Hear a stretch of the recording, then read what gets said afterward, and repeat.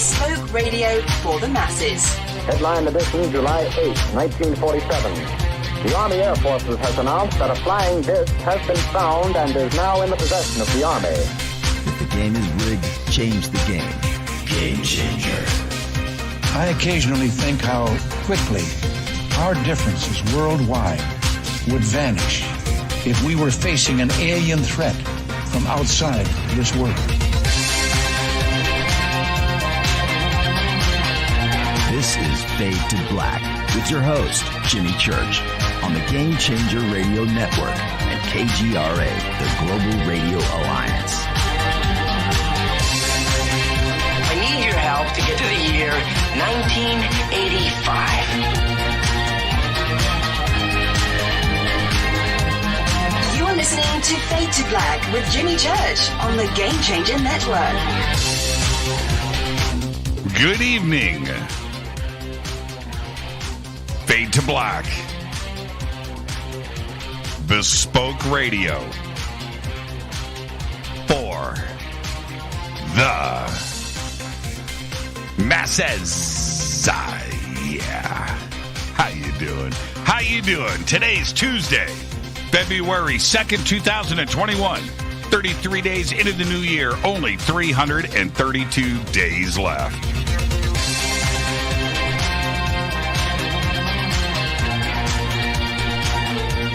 We are live from a bunker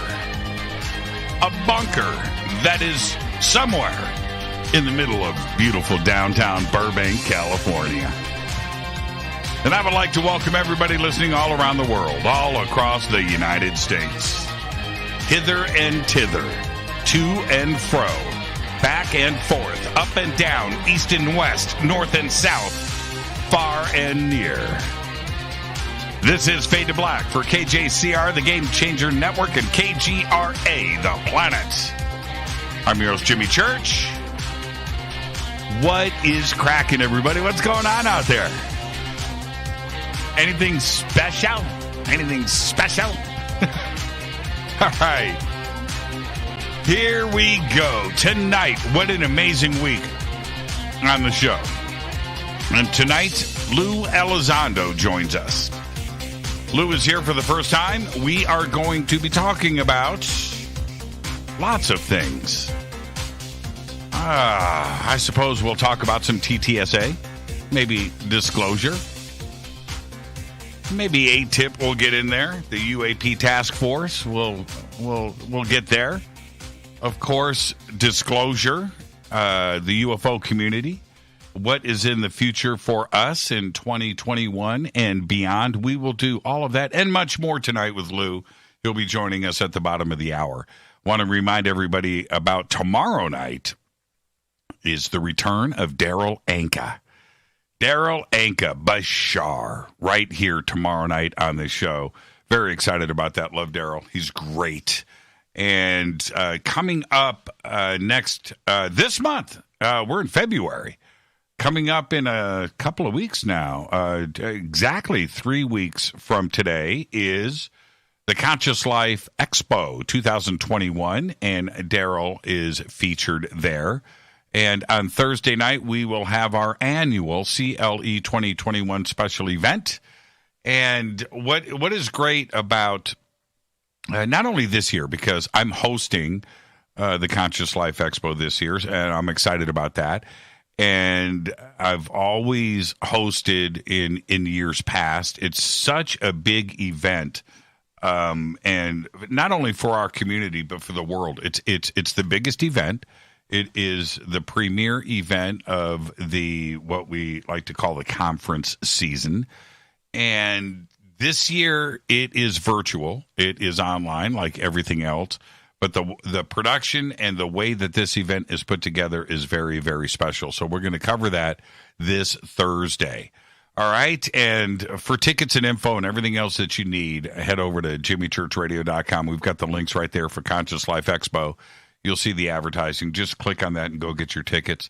And, I am very, very excited about this. And it's going, I can't believe it. We're in February. we made it to February 2021. And then also on Thursday night, because it is Fader night, we will have open lines all night long. Okay, so that's this week on the show. Looking forward to my conversation tonight with Lue Elizondo. He will be with us at the bottom of the hour. And now, I got to get to today. This is the point of the show where I do the breaking news. Today, all of the other news that I was going to cover right now got removed because 3 breaking stories happened within the last few hours. And I'm going to lead off with this. SpaceX. A SpaceX prototype Starship SN9 has exploded today after crashing down on its landing pad during a high-altitude test of the vehicle from the company's site in southern Texas earlier today. Ahead of the launch, the company said the Starship would be powered by 3 of its Raptor engines before they shut off, and all of this sequentially at a height of 10 kilometers. The Starship was then due to land back down under active aerodynamic control before the engines powered back on to flip it into a vertical position for touchdown.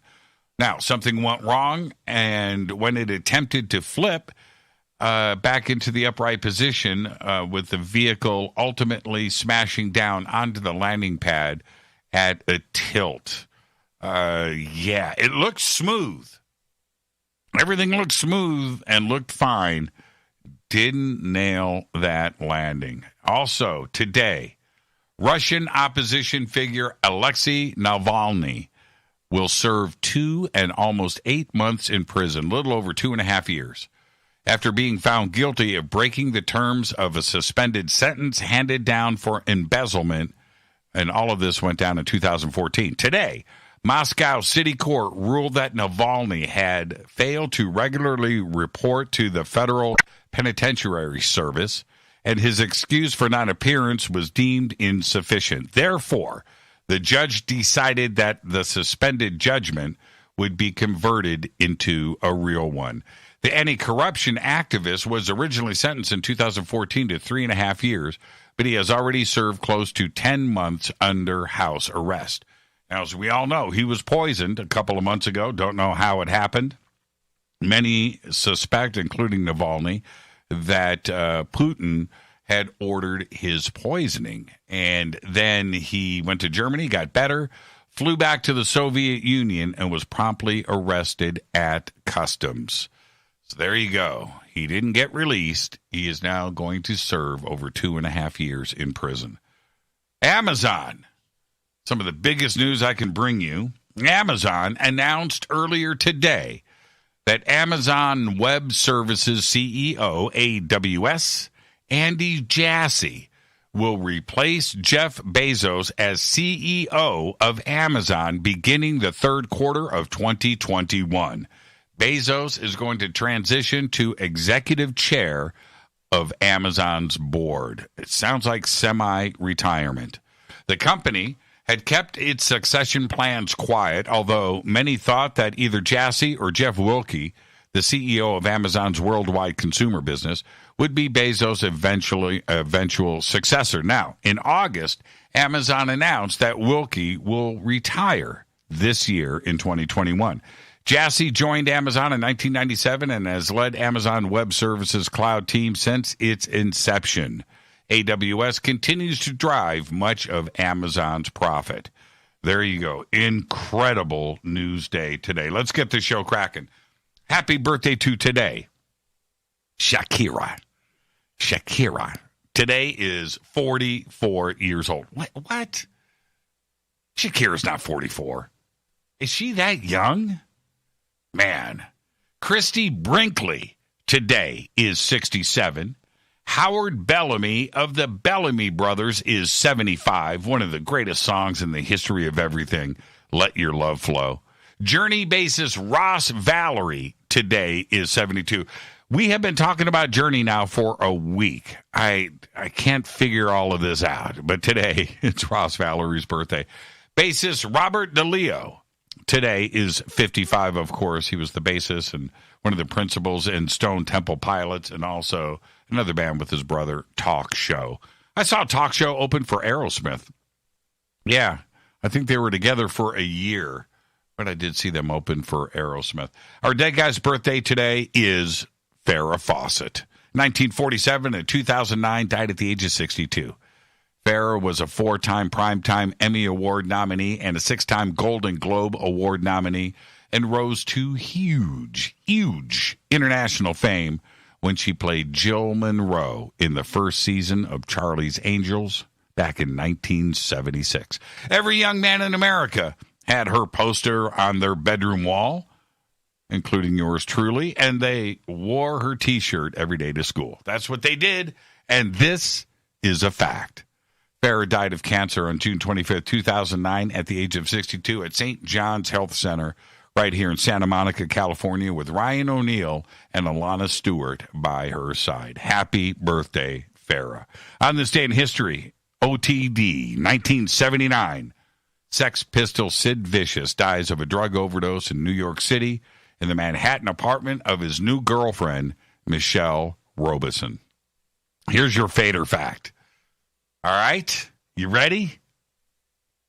Iceland has the largest banana plantation in all of Europe. I did not know that. Iceland has the largest banana plantation in all of Europe. I'm just going to leave that right there. Tonight, very special guest, Lue Elizondo is joining us. He'll be with us at the bottom of the hour. Tomorrow night is Daryl Anka and Bashar. Thursday's another Fader night with our CLE 2021 special event, followed by open lines all night long. All right, let me hit this River Moon coffee. What a great show we've got coming up tonight. But, I need this River Moon coffee. Fade to Black blend. Best coffee in the world. I never would have thought that I would have my own coffee, right? My picture on the front of a bag of beans. How cool is that? Get yours. Fade to Black blend from River Moon Coffee. RiverMoonWellness.com. All of the links are over at JimmyChurchRadio.com. Use that promo code F2B Blend. F2B Blend will get 15% off of your order today. Now, I'm excited. You excited? Let me hit this coffee again. Well, tonight, Lue Elizondo joins us for the first time on Fade to Black. And I know that many of you out there are very excited to finally get Lue on the show, and I'm certainly with you on that. And you probably have thought that tonight's conversation would never happen. And I get that too. But let me make a few things clear in advance of Lue joining us at the bottom of the hour. Okay? First, I have said this many, many times over the last few years. When it comes to TTSA, before we put all of our complete trust in them and their mission, we have to let some time pass. A couple of years at a minimum. And then we'll be able to see what's really going on. Now, that has been my position. My take on this has not changed. And this mindset is the same with anyone or any group that comes along into the UFO field. Trust in this community is earned. It is not a right. Second, the marketing and public relations that were behind TTSA was strong. And being able to fund these efforts takes money. TTSA was willing to spend it. TTSA was employing some of the best PR in the business. All of this to get their message out. And for that we should all be thankful. Okay? I'm very, very grateful. I am. And I've said this over and over again. Okay? I can't say it enough. TTSA was able to get the UFO question into the worldwide media like never before in the history of the subject. They did. Any criticism of TTSA that has gone down out there in conversations with the UFO community and beyond, all of that was always answered with, but, yeah, you may be right, but, yeah, you're probably right, but they've done more for UFOs than anybody else in the history of anything. They brought it into the media. We've got Tucker Carlson. We've got CNN. We've got the BBC. Everybody is talking about. We've got the New York Times. Yes, absolutely 100% correct. Now, I want to go back, and I will say this again. Back on December 17th, 2017, I was driving my car, listening to KFI talk radio here in Los Angeles, listening to the breaking news. I'm just driving my car down the road. Well, it was announced today by the New York Times that the Pentagon has a secret UFO group that is investigating UFOs.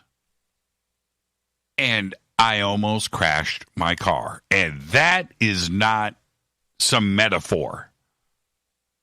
I listened to that, and by the time I got home, I had heard this 3 times on the radio. I'm jumping on my cell phone while I'm driving, which is illegal. I get home. I'm talking to Rita. Phones are just ringing. And that night, we went live on a Saturday with Fade to Black. The Days of Disclosure. Here we go. I was excited. Okay? I realize what a good PR team can do. Okay? Are we clear? Third, just over a couple of years ago, as the questions about TTSA started to get asked by me and others, I sent an email to Tom and everyone over at TTSA. And I also had a couple of journalists copied in that email, too, as well. I wanted everybody to make sure that there was no questions about the list of questions. That email had a list of 10 questions that I wanted addressed. And I got replies immediately. And those replies from different individuals were basically, quote, Jimmy, quit asking questions. You don't understand the big picture. We do. And some of these replies were from some people that I know quite well. And I was not digging that. Skating the issues. The last time I spoke with Tom DeLonge was last summer. And we talked about, at that time, we talked about him coming on the show on Fade to Black to promote Unidentified. And I agreed to it.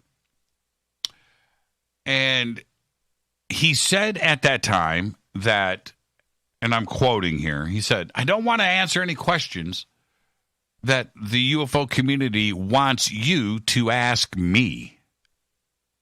And I was like, wait a minute, Tom. I said, well, Tom, we don't have a show then. And that was it. That was it.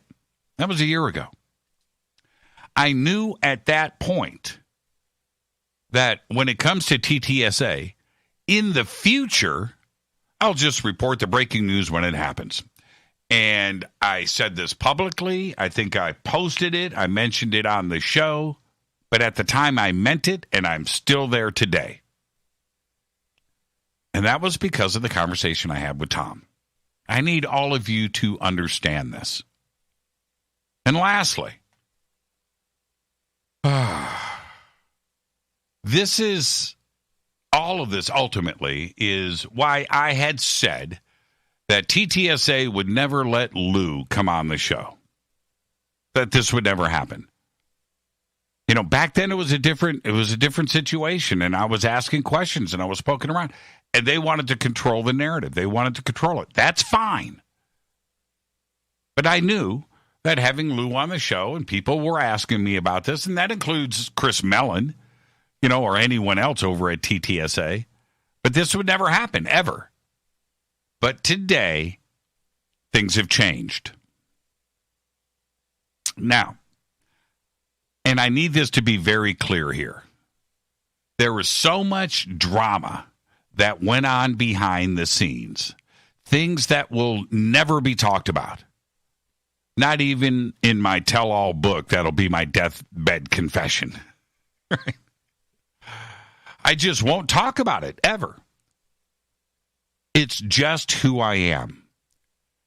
And today, Lue finds himself in the same position. There's no reason, everyone, for drama. And I know that there are those out there that thrive on it, but it's just not going to happen, folks. Not tonight, and not ever. But that doesn't mean I won't ask the tough questions tonight. And trust me, Lue is expecting them. He wants them. And I think that in the past, he's gotten way too many underarm slow pitch softballs. And I mean that with the greatest of respect. But what's the fun in that? What's the fun in that for Lue? There's no fun in that. You have to ask the tough questions. But what's the fun in that? Well, I'll answer that for you. None. There is no fun. You got to do it. All right? All right. I mean, I want Lue. I said this to him today. I want Lue to say, hey, I can't answer that. I want him to, because that allows me to press and have a follow-up question. It's exactly what that is. It's my job. We'll see what we can do. Okay? Now, I'll never forget when someone from TTSA looked me straight in the eye, face to face, straight in the eye, and said, and I quote, Jimmy, we don't care about the UFO community. Their support or concerns just doesn't matter. They don't know the truth about UFOs. We do. End quote. And I just stood there trying to keep my composure. And I did. I was cool. Now, when these words are said to me, you don't have to wonder why I started to poke around into TTSA and what their message was to the world and who was doing it.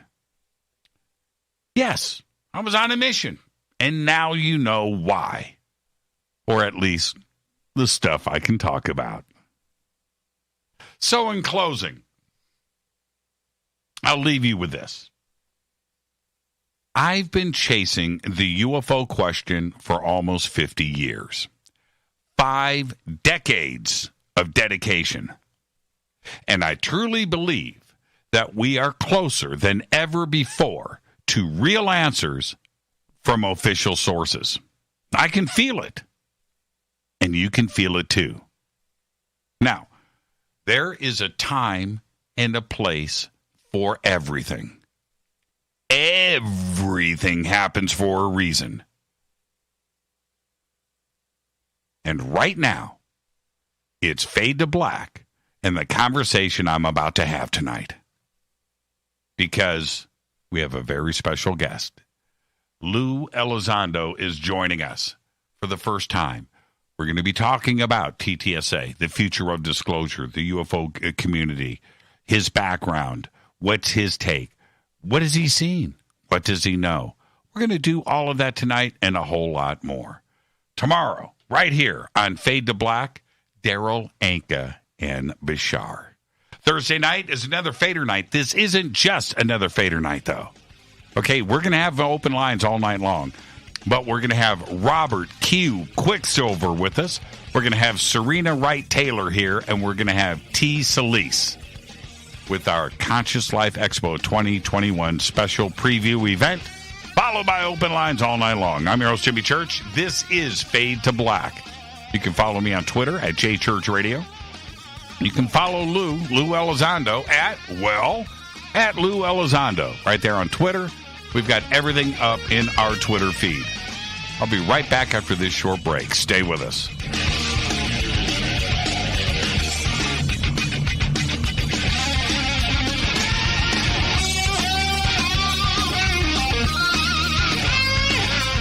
This is Nicole Church, daughter of you-know-who, and you're listening to Fade to Black on JimmyChurchRadio.com and the Game Changer Network. You're listening to Jimmy Church, Fade to Black. Fade to Black will now pause for alien identification. The station that talks the net. KGRA Radio. Introducing the Game Changer blend from River Moon Coffee that delivers a customized blend made specifically for the Fadernauts. If the game is rigged, change the game. It's a bolder cup with some bite. Game Changer is the coffee of choice for those that prefer an organic dark roast that is slightly lighter and milder, but it's still dark. With wild notes of pecans and chocolate with a rich, balanced, full-bodied cup that is roasted to perfection for a great coffee to start your day, as an after-dinner coffee or anywhere in between. Artisan, small batch roasted to perfection. USDA certified organic, all River Moon coffee is freshly roasted and packaged in the USA. Just go to rivermooncoffee.com or click on the banners over on our site and use the promo code F2BBLEND for 15% off of your order today. rivermooncoffee.com.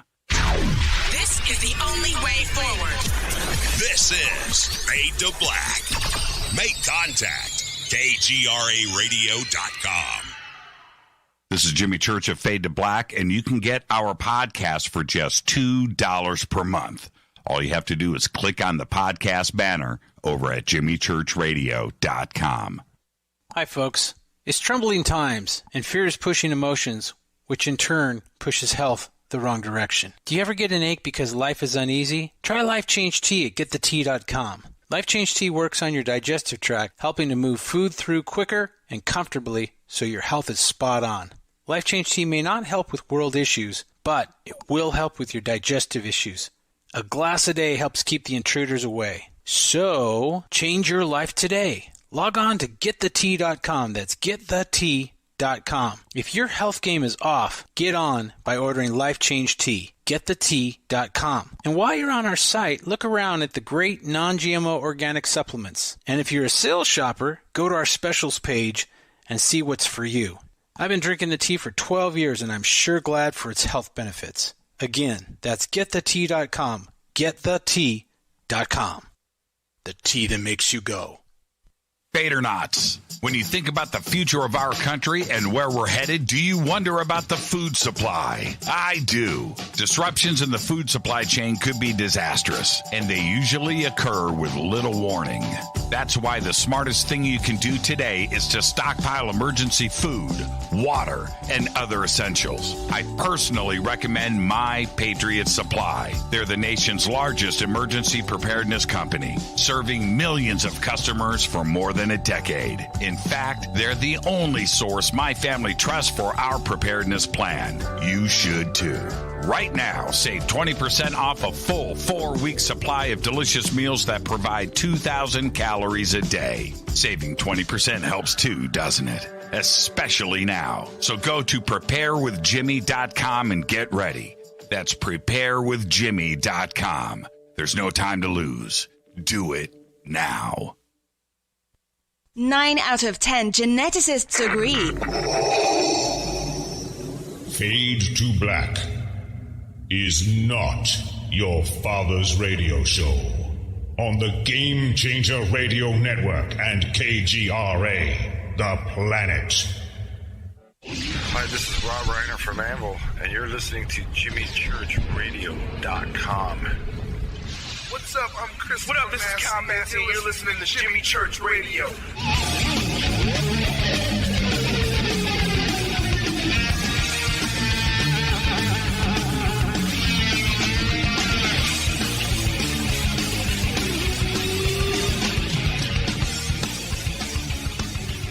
Okay, welcome back. Fade to Black. I'm your host, Jimmy Church. Tonight, Lue Elizondo is here. Tomorrow night is Daryl Anka Bashar. Thursday night is another Fader night in our CLE 2021 special preview event, followed by open lines all night long. What a great week on the show. Tonight, it's Lue. Lue earned his degree from the University of Miami with majors in microbiology, immunology, and advanced research experience in tropical diseases. Lue spent several years serving in the United States Army and was later recruited into a special activities program. He has served as an intelligence officer and senior special agent throughout Latin America, the Caribbean, and the Middle East. In 2008, he began working with the Advanced Aerospace Threat Identification Program, otherwise known as ATTIP, and in 2010, he assumed the leadership role for that effort. In 2017, he resigned in protest due to over-secrecy and a lack of transparency into the important topic of UFOs. Since then, he has been engaged in the effort to disclose the truth about this phenomenon along with other key individuals. And I would like to welcome for the first time to Fade to Black, Mr. Lue Elizondo. Lue, good evening, man. How are you? Mr. Church, thank you very much for having me. I sincerely appreciate it and really looking forward to engaging you and your audience. This is definitely my pleasure. I think I'm probably getting the better end of the deal out of this, but thank you for having me. Absolutely, and that'll be the last Mr. Church I hear tonight, okay? Are we cool with that? Good copy. Okay, good. Jimmy, you got it. Now, you're a first-time guest, so you get the first-time guest disclaimer, Lue. Next time you're on the show, you're not going to get it, but you get it tonight, and it is this. Lue, it's just you and I sitting on my couch having a conversation as friends. Where that conversation starts, it starts. Where it ends, but we're going to end as friends. There you go. Simple. Perfect. Now, absolutely. Okay. I'm going to start with a general statement for everybody so they understand this conversation that we are about to have. This conversation is unscripted. It's uncensored. It'll be that too as well. And unrehearsed. And I have zero questions prepared. And you have stressed to me over the last week, Jimmy, ask me anything. And I want the audience to understand that this is what they are going to get tonight. Are we on the same page, Lue? You got it. All right. Now, let's start here. I'm going to start to clear the air for everybody and for the audience tonight. And I want to say this. Clandestine operations, counterintelligence, secret operations going on overseas, special agent, James Bond, right? How can the audience trust the conversation with tonight with your background that you have been very forthwith about? How can they trust the conversation that we are about to have? Well, they don't have to trust it. Frankly, the purpose of me being on this radio show is nothing more than to get the conversation to continue moving forward. I think dialogue is very important. I'm not asking anybody to believe me. I'm not asking anybody to agree with me. I'm not asking anybody to take my side. In fact, I think contrary positions and opinions are good. I think they're healthy. And I think that's what conversation is about. And the fact that we can even have this conversation on this radio program about this topic in this country says a lot. And at the end of the day, if all I accomplish in this radio program are more people having the conversation, then I've succeeded. To answer your question, why trust me? I don't really give a damn if people trust me or not.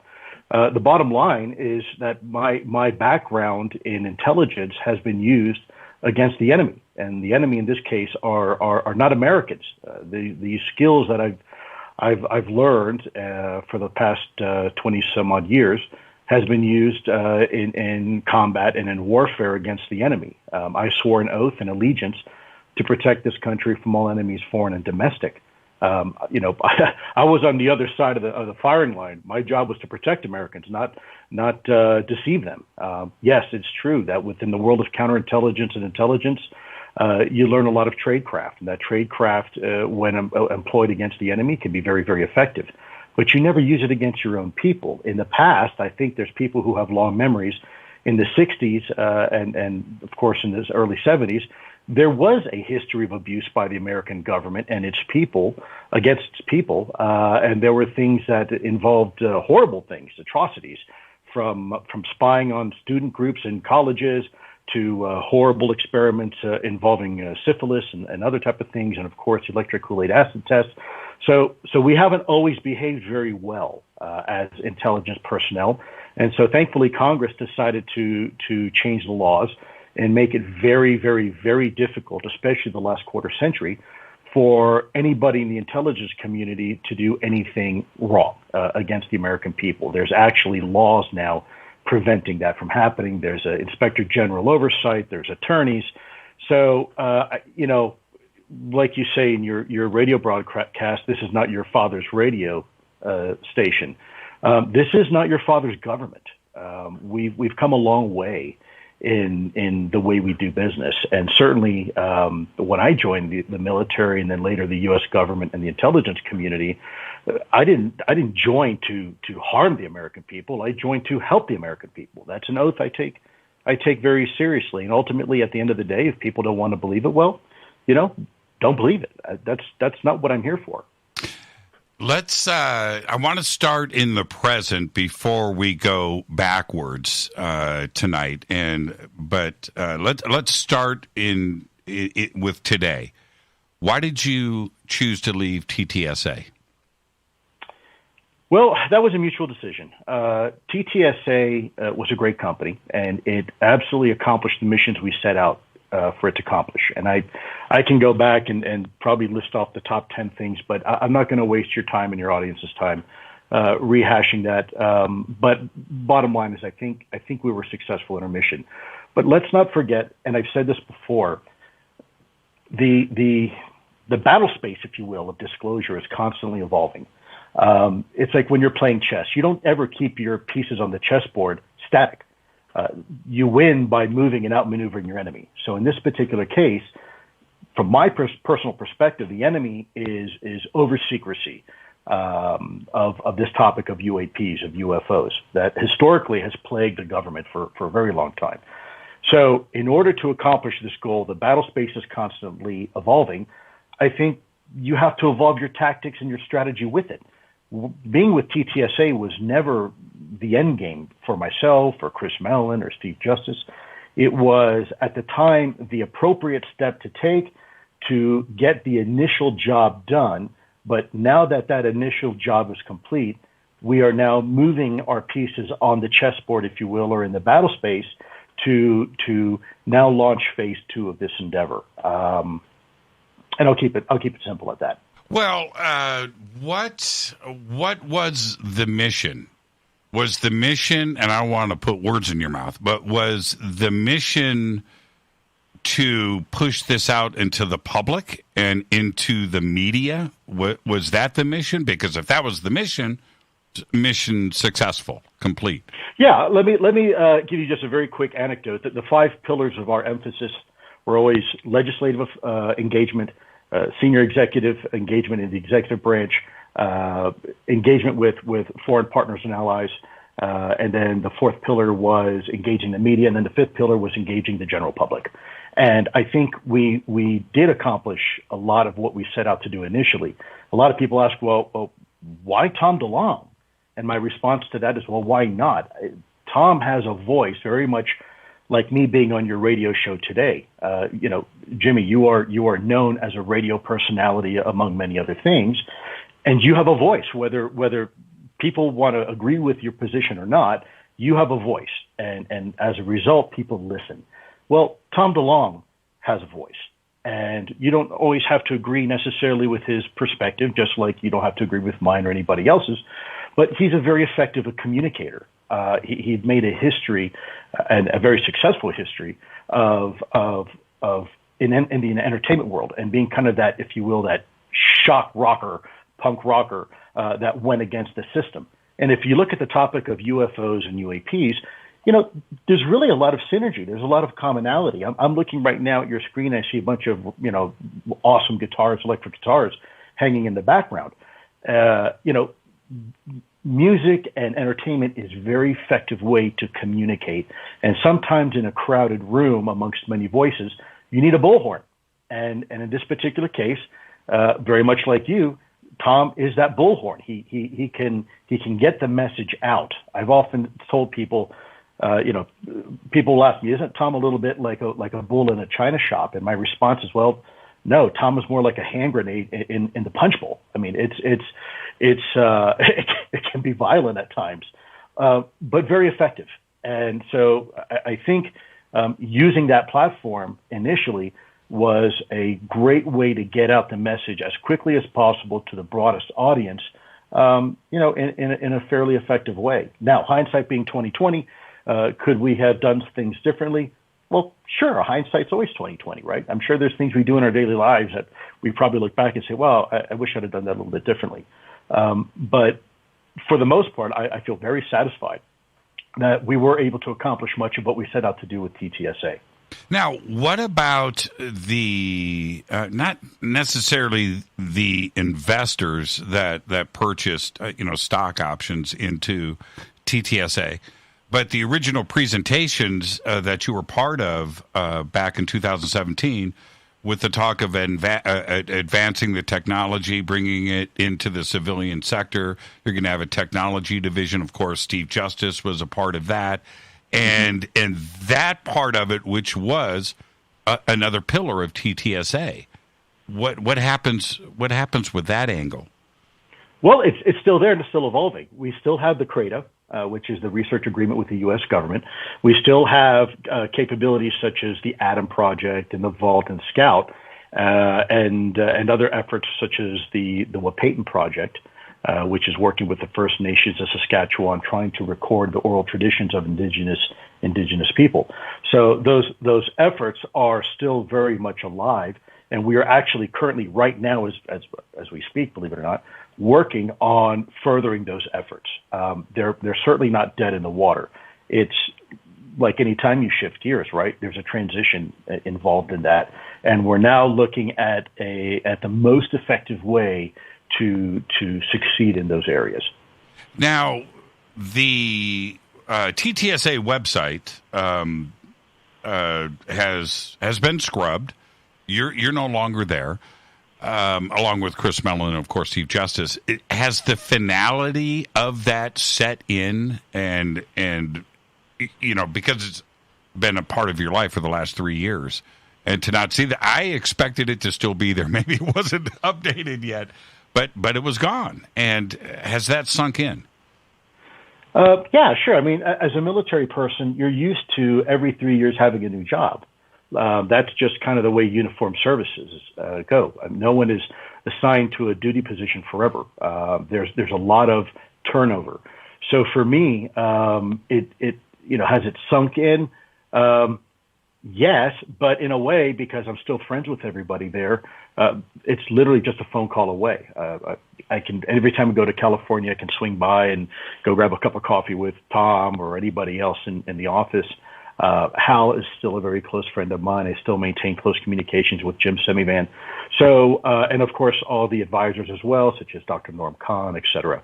So my leaving the company isn't what a lot of people think. People think, oh, they got disgruntled and there was some big fiasco inside. That really wasn't the case. As far as the daily runnings of the business, I'm not a business guy. To be honest with you, I couldn't tell you anything about it.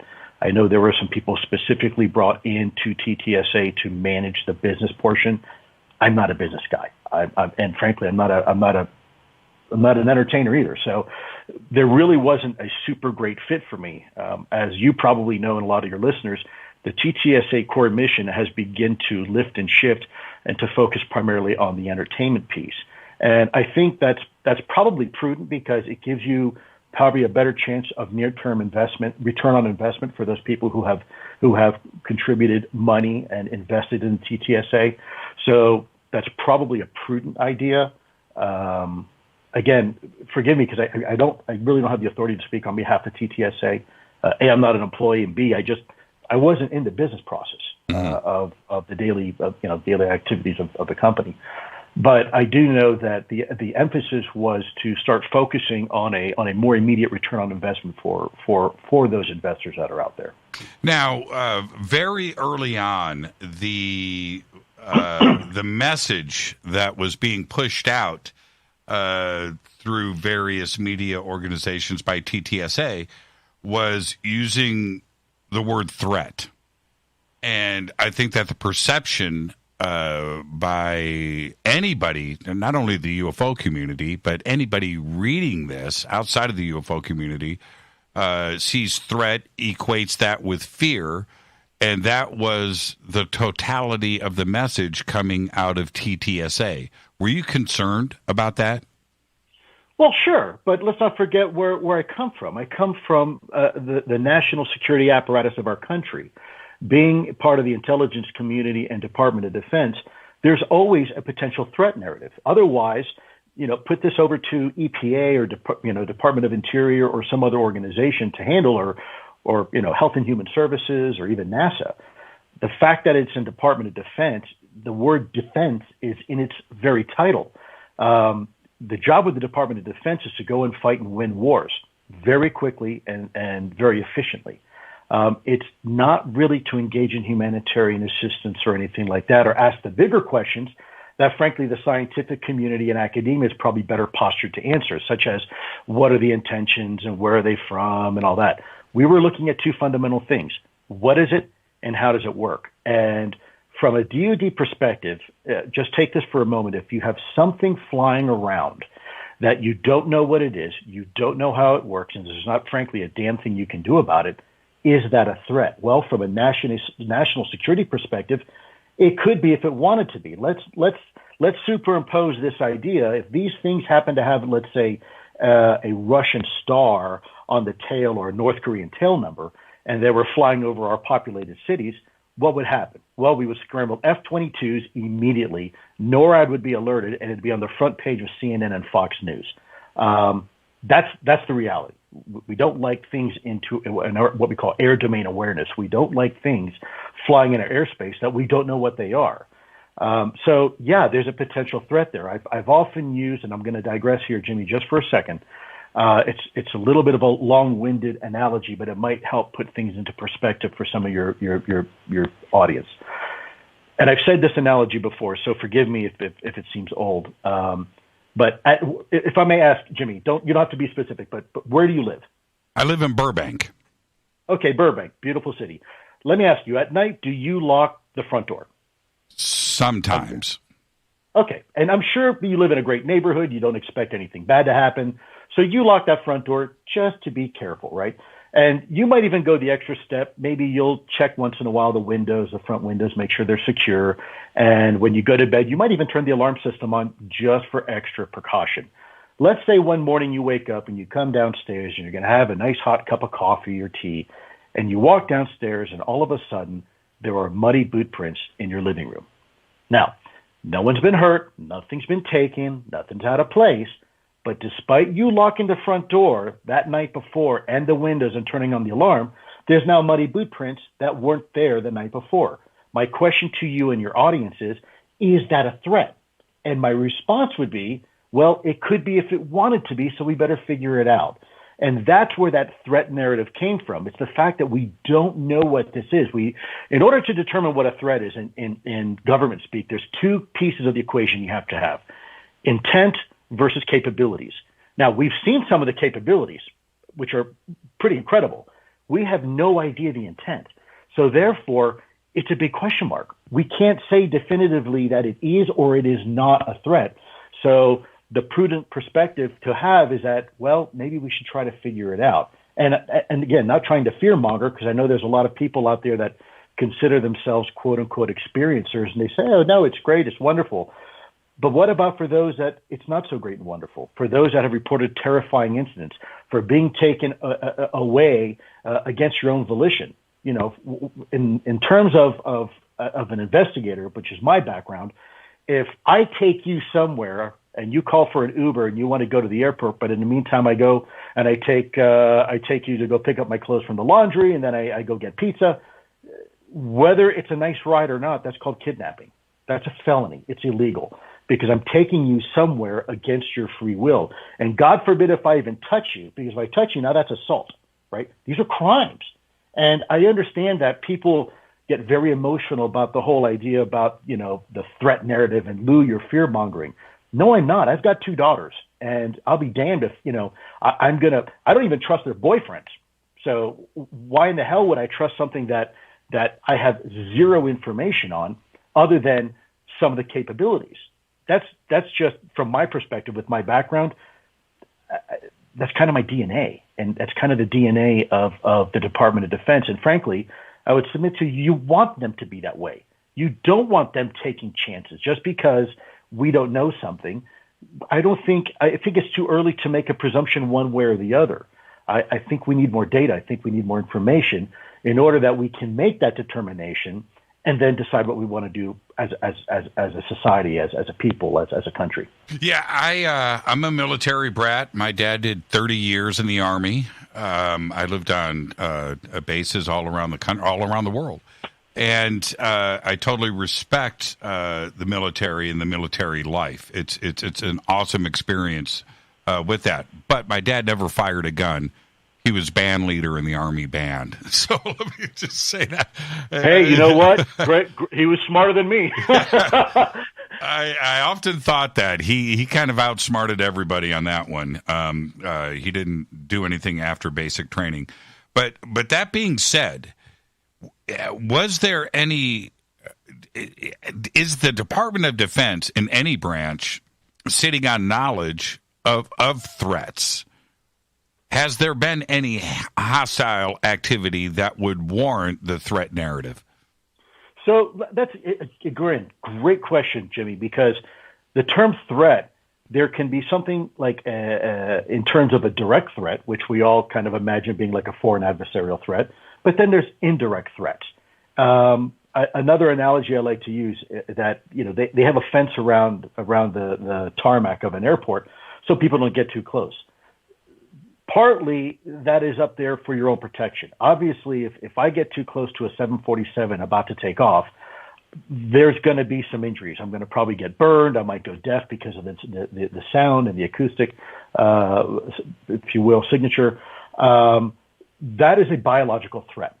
It may not be a purposeful, intentful threat by the aircraft to harm me, but there's an environmental issue there. And so I think a lot of people look and say, well, was there any provocative action by one of these UAPs? Well, that depends. What is your definition of provocative? Because for me, if I'm flying an F-18 at cruising altitude, let's say at Mach 1, and all of a sudden something is approaching my aircraft at a much greater speed and comes within 50 feet of my aircraft, well, that's an air safety issue.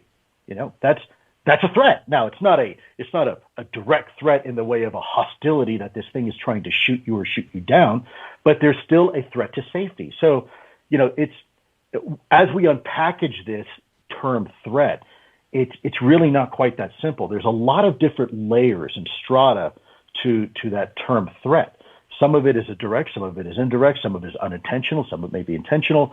I think what you're asking me, and please correct me if I'm wrong, has there been any direct provocation by a UFO, UAP, against a DOD or a U.S. government equity? Is that correct? Yeah. Has anybody shot at each other? Have you seen any reports? Is the Department of Defense in any branch sitting on this? Have you seen any of it? I have seen data that suggests that they have these UAP have a direct ability to interfere with our nuclear strike capability, both in defense and in response to a nuclear threat. So for me, anything that has the ability to interfere with that could be problematic. Put it this way: if you and I were to go walk onto, let's say Oscar or November site up in the northern part of Montana, you and I would be quickly surrounded by people with a lot of machine guns and probably escorted away very quickly and questioned quite rigorously, right? Because that's a potential threat, perceived threat to our national response capability. Well, these things have the ability, seemingly, to fly over our area without impunity and have the ability to interfere with our capability. And if it's not scary enough that they have the ability to take our systems offline, we have information that over in Russia, it actually interfered and brought those nuclear capabilities in Russia online. So that's a whole different equation now we're talking about. And I think I'll leave it at that. Okay, there you go. We need to take a quick break here. And when we come back, we'll continue the conversation, except we're going to change a little bit of a direction. Having fun? You got it. Let's take our break right here. This is Fade to Black. I am your host, Jimmy Church. I don't think we're getting to phone calls tonight. I'm watching the phone lines light up. That's not going to happen. They might hate you more than they hate me now. You don't take their calls. That's right. Our guest tonight, Lue Elizondo. I'm your host, Jimmy Church, on the Game Changer Network and KGRA, The Planet. Stay with us. We'll be right back.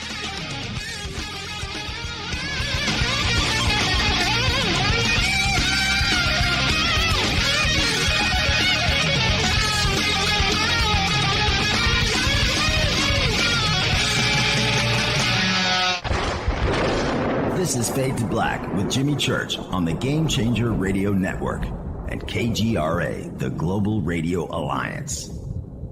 This is KGRA Digital Broadcasting Station, Salt Lake City, Utah, Van Buren, Arkansas. Hello, my name is Billy Carson, and I am a best-selling author and the founder of ForbiddenKnowledge.tv. Together with my team, we have built an all-new conscious streaming TV platform designed with every family member in mind. If you have ever wanted to travel the world and attend lectures and workshops from your favorite speakers but weren't able to, look no further. ForbiddenKnowledge.tv. There are dozens of workshops and lectures from speakers you know and love. We have also included amazing categories to assure that your consciousness is entertained and elevating on a daily basis. Amazing interviews, ancient history, ascension knowledge, wisdom teachings, documentaries, conspiracies, mysteries, health and fitness, conscious cooking, meditations, finance, yoga, and so much more. To start your free trial on any mobile device or computer, surf to ForbiddenKnowledge.tv. That's Forbidden Knowledge with the number 4, ForbiddenKnowledge.tv. Again, visit ForbiddenKnowledge.tv today.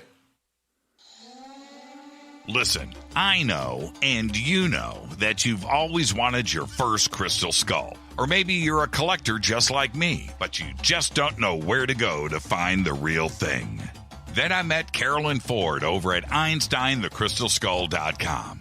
Carolyn is the guardian of Einstein, one of the most respected ancient crystal skulls in the world. All of her unique skulls have been imprinted sitting with Einstein in his sacred lodge and are carved from the finest gemstone and materials. Imprinting is the process of receiving the ancient wisdom from the master skull or master computer. Einstein, the ancient crystal skull. To see Carolyn's current collection of crystal skulls, just visit her store at EinsteinTheCrystalSkull.com or click on the banner over on our site. Don't forget to use the promo code Jimmy at checkout to receive 10% off of your order today. That's promo code Jimmy. Finding your first or next crystal skull is easy. Just visit EinsteinTheCrystalSkull.com. When you take the beans from Central America with dashes of Indonesian and African mixed in and then roasted to the dark side of Fade to Black, you create the ultimate brew of fringe. Introducing the Fade to Black blend from River Moon Coffee. Yes, River Moon's darkest customized roast was created for the love of Fade to Black. The alchemy of masterful roasting and smoking the beans is in every sip of this full-bodied, dark Java. I need my coffee dark, deep, with distinct bittersweet chocolate highlights, just like the bunker. Leaning further into the darkness of the roast is Fade to Black Blend from River Moon Coffee. Just click on the banner at jimmychurchradio.com and use the promo code F2BBLEND for 15% off of your order today. Hello, I'm Katie, and you're listening to my main man, Jimmy Church, on jimmychurchradio.com. Hi, this is Ray Hobbs here, repping the planet, and you're listening to my good friend, Jimmy Church, Fade to Black, on the Game Changer Network and the KGRA digital broadcast station. This is Toby Kebbell.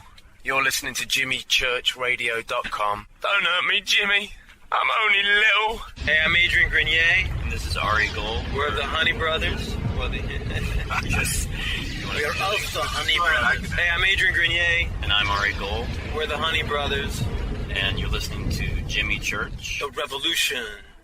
This is Jimmy Church of Fade to Black, and you can become an official Fadernaut by just going to our membership section at jimmychurchradio.com. Hello, this is Serena Wright-Taylor from Conscious Life Expo, and you're listening to Fade to Black with Jimmy Church, who holds the Lucky Pony record for the best astrological chart since 1963. True story. This is Micah Hanks of the Gralien Report, and you're listening to Jimmy Church on Fade to Black, across the globe on the Game Changer Radio Network and the one and only KGRA Radio, The Planet.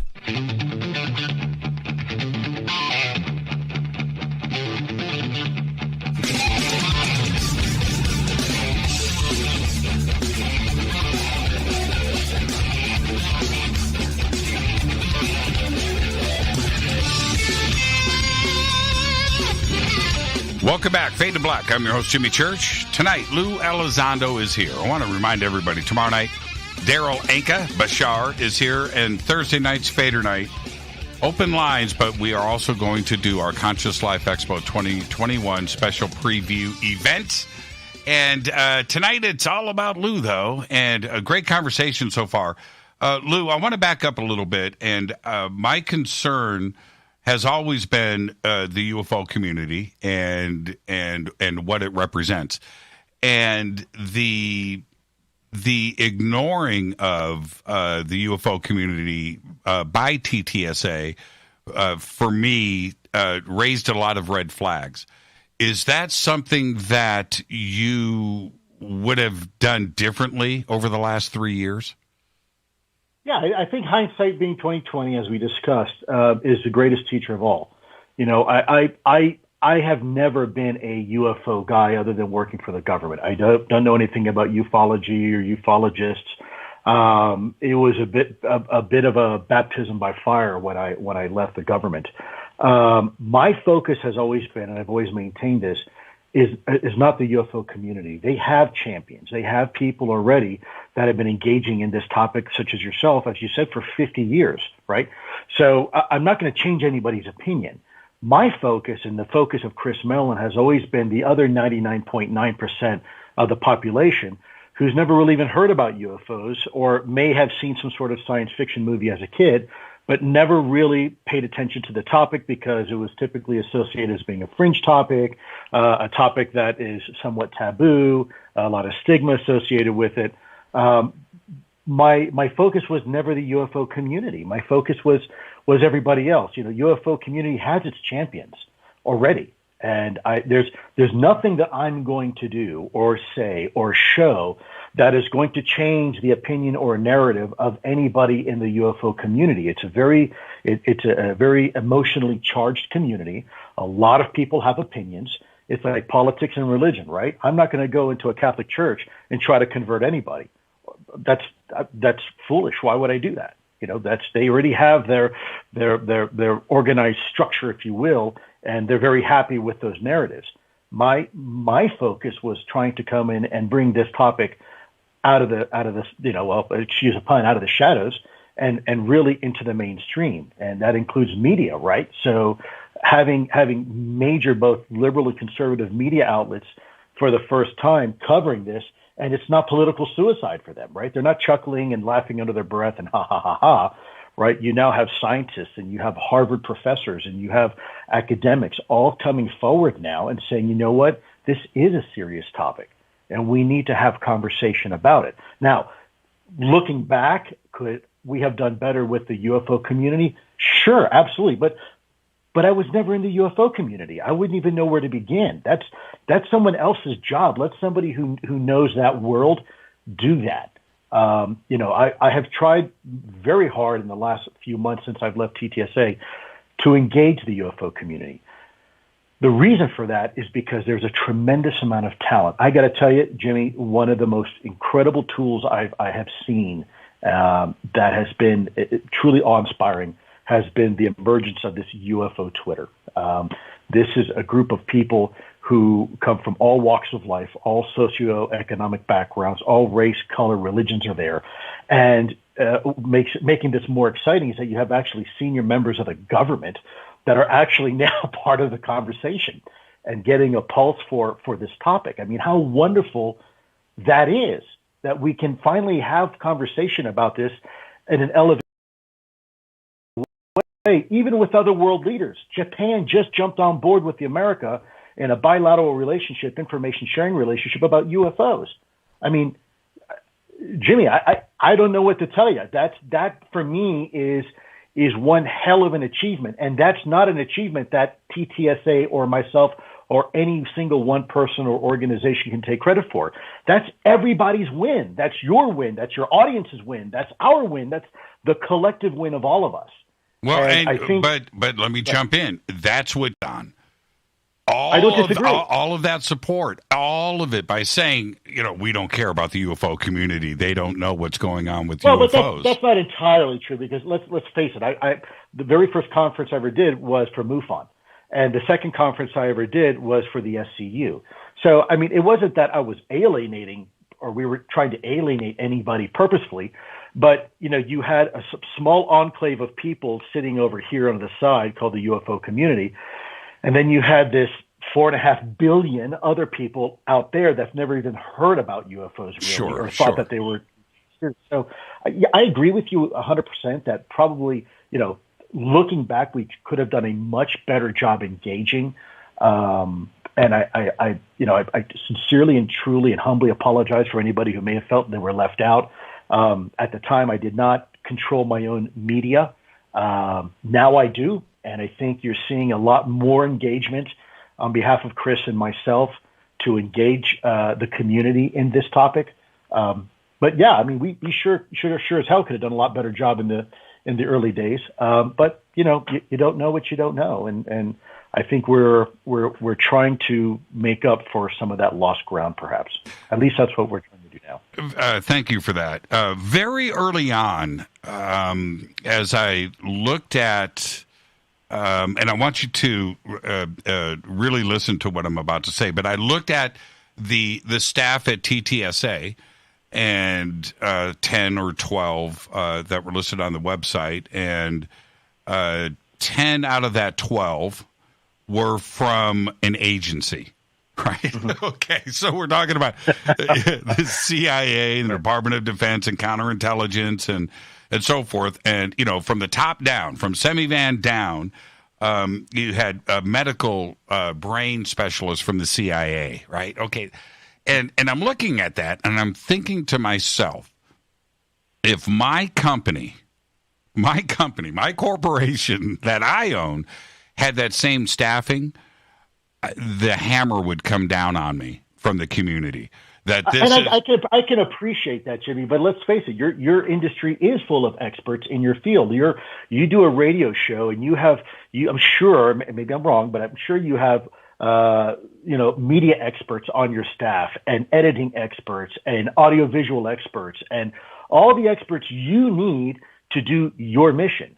And from my perspective, let's not forget that ATTIP was an intelligence function, at least from the time I came in from 2008 until the time I left in 2017. It still remains under the UAP Task Force, an intelligence function under the DoD. So naturally, anybody who's going to have any expertise or experience in this within the government comes from the intelligence community. And yeah, I know it's startling. People look at that and say, hey, what the hell's going on here? Wait, is this some sort of psychological operation being run against us?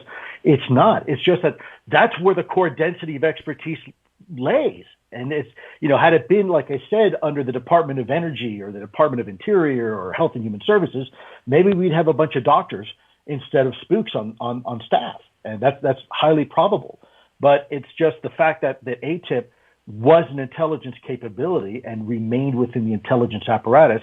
I don't think it's that much of a stretch for people to recognize that's where you're going to get that expertise. And the only way we're going to break down the barriers and the misunderstanding and the mistrust is by doing exactly this, having honest dialogue, communication. Ask us anything you want. Well, I can't say for them, but ask me anything you want, and I will do my honest, very best to tell you what I know. As long as I don't violate my security oath, or frankly, I have the answer, because there's going to be some questions I'm sure frankly I don't know, and I'll tell you that.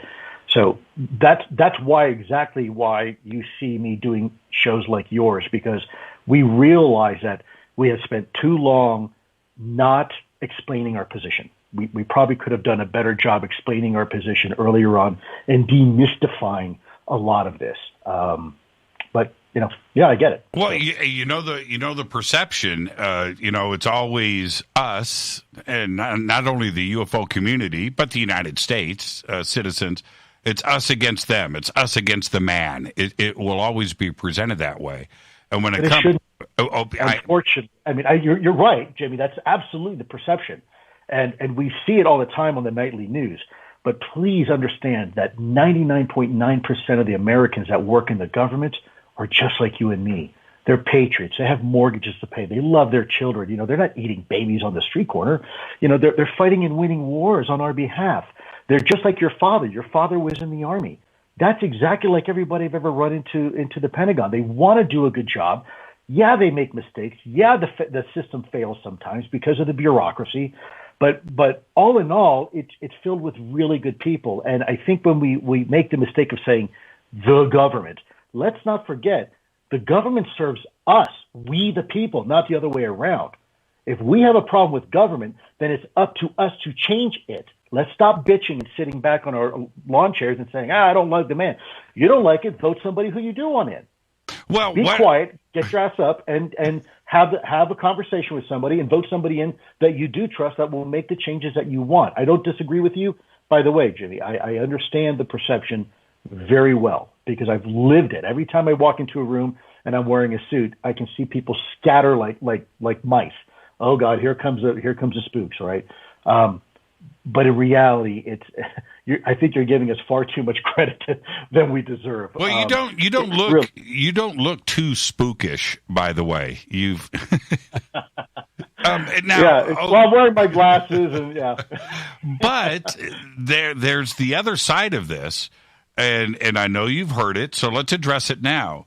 That Tom was brought in because of his influence in the entertainment world and was used as a front for a CIA operation to bring disinfo in to the world.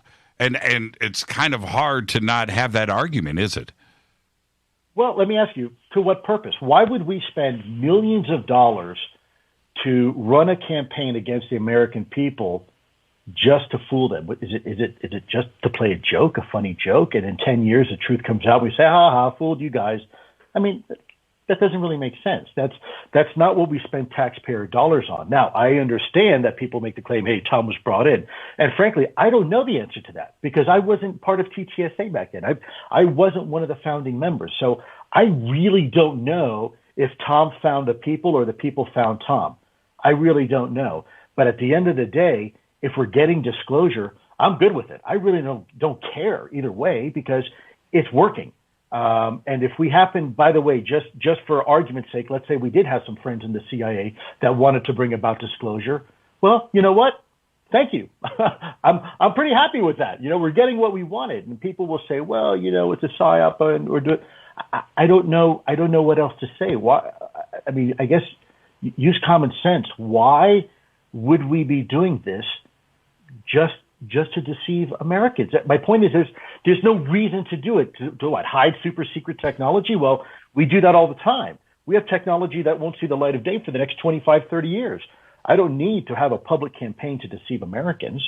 I mean, that's silly. I'll just keep my stuff at Area 51 and you'll never see it. So go ahead. Okay. Well, understood, except there's always a but, right? There's always a but. But the government, Washington, D.C., in any form, has not been forthwith or honest about what they know or do not know about UFOs for at least 70 years. And now, I agree. And I agree with you, Jimmy, 100%. And so that is exactly why I am doing what I'm doing. You're absolutely correct. So today, why should we put our trust in the man when it has been the opposite for so long? You know, tinfoil hats, this crazy. Is my point. Yes. You don't have to trust the man because we are getting the results we collectively, the community, the UFO community, UFO Twitter, the American population, we're getting the answers. We're getting our senior elected officials engaged. They're receiving classified briefings about the reality of these things. You have the establishment of a UAP task force. You think the government wants to go after this? Hell no. This thing is radioactive. This is a traditionally a toxic portfolio for anybody to manage. They're doing this begrudgingly. So, you know, my response to that is, if you don't want to trust the man, then don't. But you're getting the results. When you say the man, you have to look in the mirror because to some degree, we collectively are making this happen. This is not the man just coming forward and say, hey, let me fool the American people and we're going to lay out disclosure. No, it has been, people don't realize the sacrifice it took to even get to where we are now. I mean, it has been brutal. I won't talk about myself, the journey I've had to be on, but let me tell you, there's a lot easier ways to do a psychological operation against a target than this way. If you ever were to do one, this would be the last way you'd ever want to do it. It's expensive. There's a lot of liability, a lot of exposure, and there's too much at risk. Because if it ever got out that this, let's just say for argument's sake, this was some sort of psyop, you'd have to fire half of the executive branch and bring them up on charges, probably of sedition, to be honest with you. So, you know, again, I would tell people that if you're upset with the man and you think that this is an effort by the man to fool you, I would say look in the mirror because you are the man. Every person out there represents the man because that is who the government works for. And again, I know I get a little bit animated when I say, hey, if you don't like the government, then get up and change it. But that's sincere. I'm not just saying that. We ultimately, the failure and success of any government is a reflection on its people. And we are the ones who make those decisions, not the government. I wish everybody could see Lou. You can't, but he's getting very animated. The arms are... That's because I'm Latin. I'm always that way. I'd like to read a quote to you real quick. A buddy of mine sent me a quote. Jimmy, go ahead and talk, but there's something I want to share with you. And let me... Okay, while you're pulling that up, here's the next question. If we go back to the live presentation and the announcement of TTSA, you resigned, I believe, the day before, right? And your resignation letter. You can correct me if I'm wrong, but I think that's how it went down. And you resigned and went over to TTSA. Just recently, the UAP task force is put together, and you leave TTSA at the same time, and that leaves me backing up saying, I think Lou's got something to do with the UAP task force. This is beyond coincidence. Am I wrong? No, you're not wrong. You know, I want to be careful not to say too much. It's still, the UAP task force is in a bit of a delicate state right now. It still needs to get on its feet. So I don't want to say anything. There's some incredible fine men and women in that organization right now who are friends of mine, who are frankly on the ATTIP journey with me. And so, you know, much of the credit really belongs to them. Okay, well, the answer is yes. Okay, what's the quote you wanted to read to us? So this is a quote from George Washington. It's not very long. It says, "Government is not reason. It is not eloquent. It is force. Like fire, it is a dangerous servant and a fearful master. Experience has taught us that it is much easier to prevent an enemy from posting themselves than it is to dislodge them after they have got possession. And when the freedom of speech is taken away, then dumb and silent we may be led, like sheep to the slaughter." That was George Washington. And so there is a natural distrust with government that has been around forever. This is not just a UFO thing that the UFO community has experienced. That was said by George Washington, who was one of the founding fathers of this great nation. So I think healthy distrust is okay. Where I draw the line is paranoia distrust, right? That's why we have checks and balances. We always want to make sure we want to mind the minders, so to speak. And that's really up to the people to do. Your show is a perfect example of that. Your job is to call out something when you see there is some sort of malfeasance or some sort of injustice in whatever it is the show you're doing. That's precisely what we should be doing. That is exactly our job as the people, to make sure the people that are governed, we govern the government. That's how it should be. And so that's why when I talk to people with my counterintelligence background, my first thing that I say back to them is, if you distrust the government, then change that, because the government is a reflection of you. And it's, it's not that hard to do. Just get up and vote for somebody. It's, or join the government yourself and make the changes yourself. Now, I want to talk about Susan Galf for a second. You knew this was going to come up at some point tonight. Sure.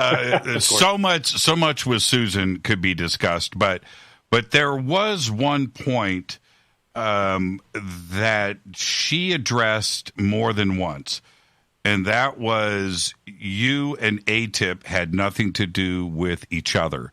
And she drove that point home. Let's talk about that for a second. Yeah, well, first of all, she said that ATTIP had nothing to do with UFOs, right? So let's she start did there. say, well, like I said, there's many things we could talk about with Susan. There's a lot of layers. And look, these people come and go. Dana White already confirmed who I was, where I worked. So did Senator Harry Reid. So did Bob Bigelow. So did Hal Puthoff. There's a document from 2009 from the Senate with my name on it for ATTIP. It says in black and white ATTIP. It says part of the read-on for this program, and I was a senior civilian at the time. So the documentation is there. There's right now a lot of folks in the media that actually have emails they've been able to get through Freedom of Information Act. There was actually the Air Force OSI investigation that said, Lue Elizondo was being the director of ATTIP.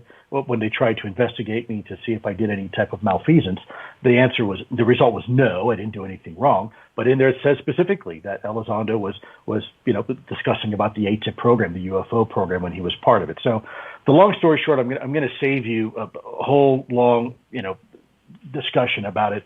But I'm confident with myself. Again, I don't really give a damn what people think about me. That's not why I'm doing this. I could have saved my ass 3 years ago. People, now the information that's coming forward, I could have done it 3 years ago, but I would have done it at the expense of people on the inside, and I'm not that kind of guy. I am not going to throw somebody under the bus or expose somebody just to save my own credibility or save my own ass. So if people are expecting that from me, they're going to wait a really long time. There's enough substantial information out there. Dana White already confirmed it. And then you have this Susan Go who comes in and frankly, excuse my language, but doesn't know her ass from a hole in the ground.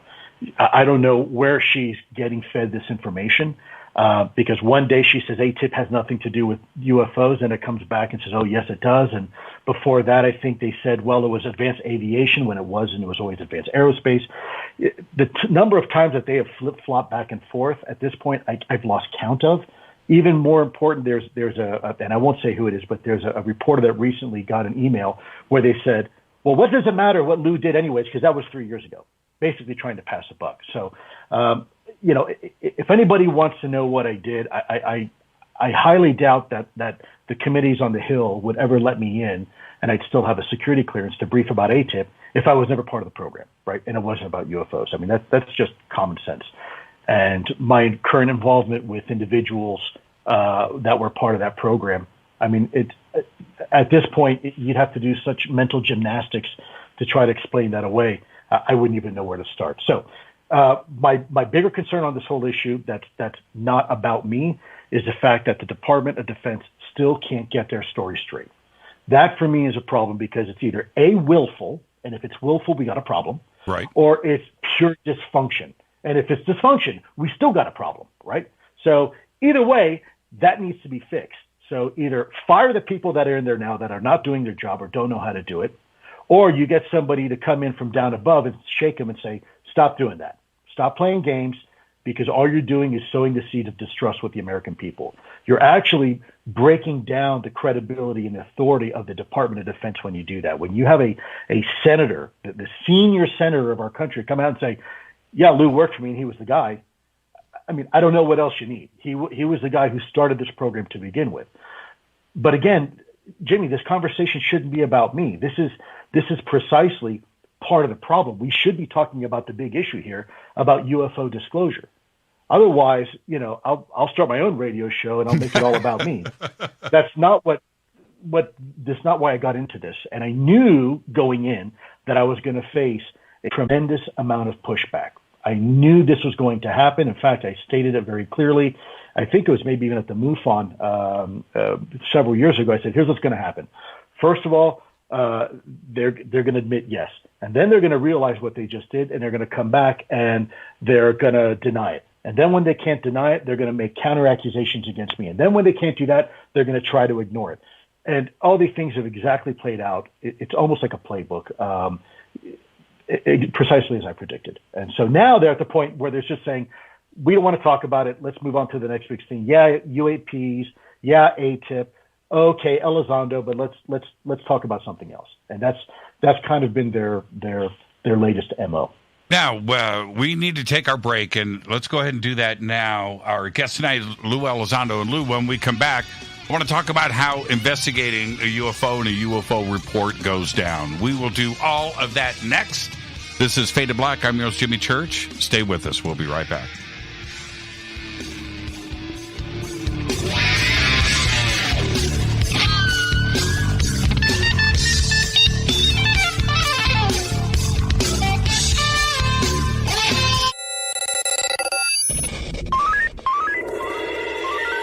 Way out here, we listen to Jimmy Church. You're listening to Fade to Black. Always on the edge of the hottest alternative talk. Jimmy Church with Fade to Black. KGRARadio.com.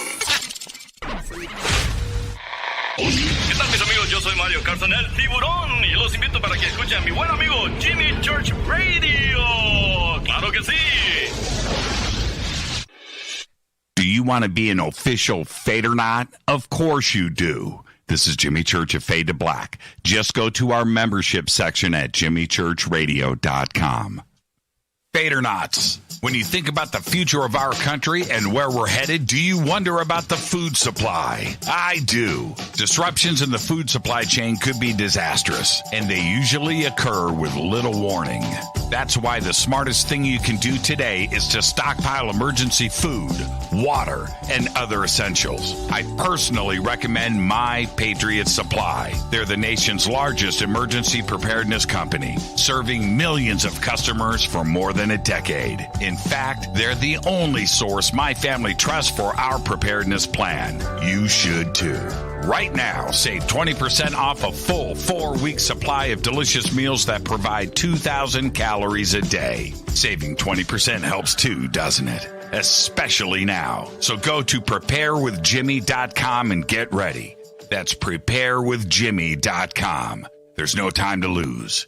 Do it now. So, you love talk radio? Then you'll love TalkStreamLive.com. TalkStream Live is always on, 24/7 with the best streaming talk shows. Find your favorite talkers and discover some new ones. It's free, readily available online or on mobile with any smartphone or tablet. Finding your favorite talk shows all in one place has gotten a whole lot easier. Just go to TalkStreamLive.com. Be sure to download the free apps from Google Play or the iTunes App Store. You listen to us, and we listen to you. And so does the CIA. KGRARadio.com. You are listening to Fade to Black with Jimmy Church on the Game Changer Network. Oi, oi, I'm Reese Evans. You're listening to Jimmy Church. This is Revolution. The revolution will not be televised. The revolution is on radio. Ciao.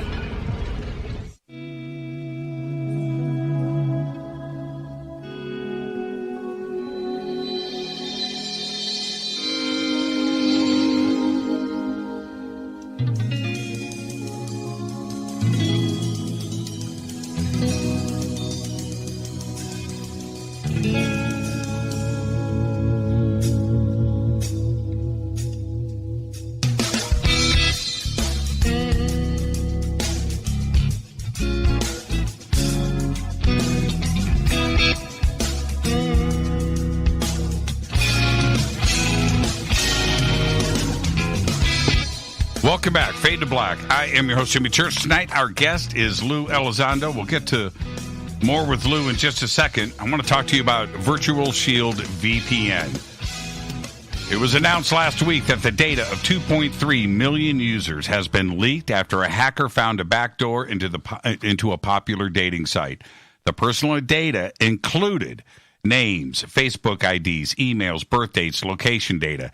The data was then uploaded to a public hacking forum for anyone to download. If you want to prevent attacks like this from happening to you, I highly recommend Virtual Shield VPN. It's all simple to do. You can click on the link in the video description box below. You can also go to virtualshield.com/fade to black. When you do that, you will get Virtual Shield VPN for 50% off today.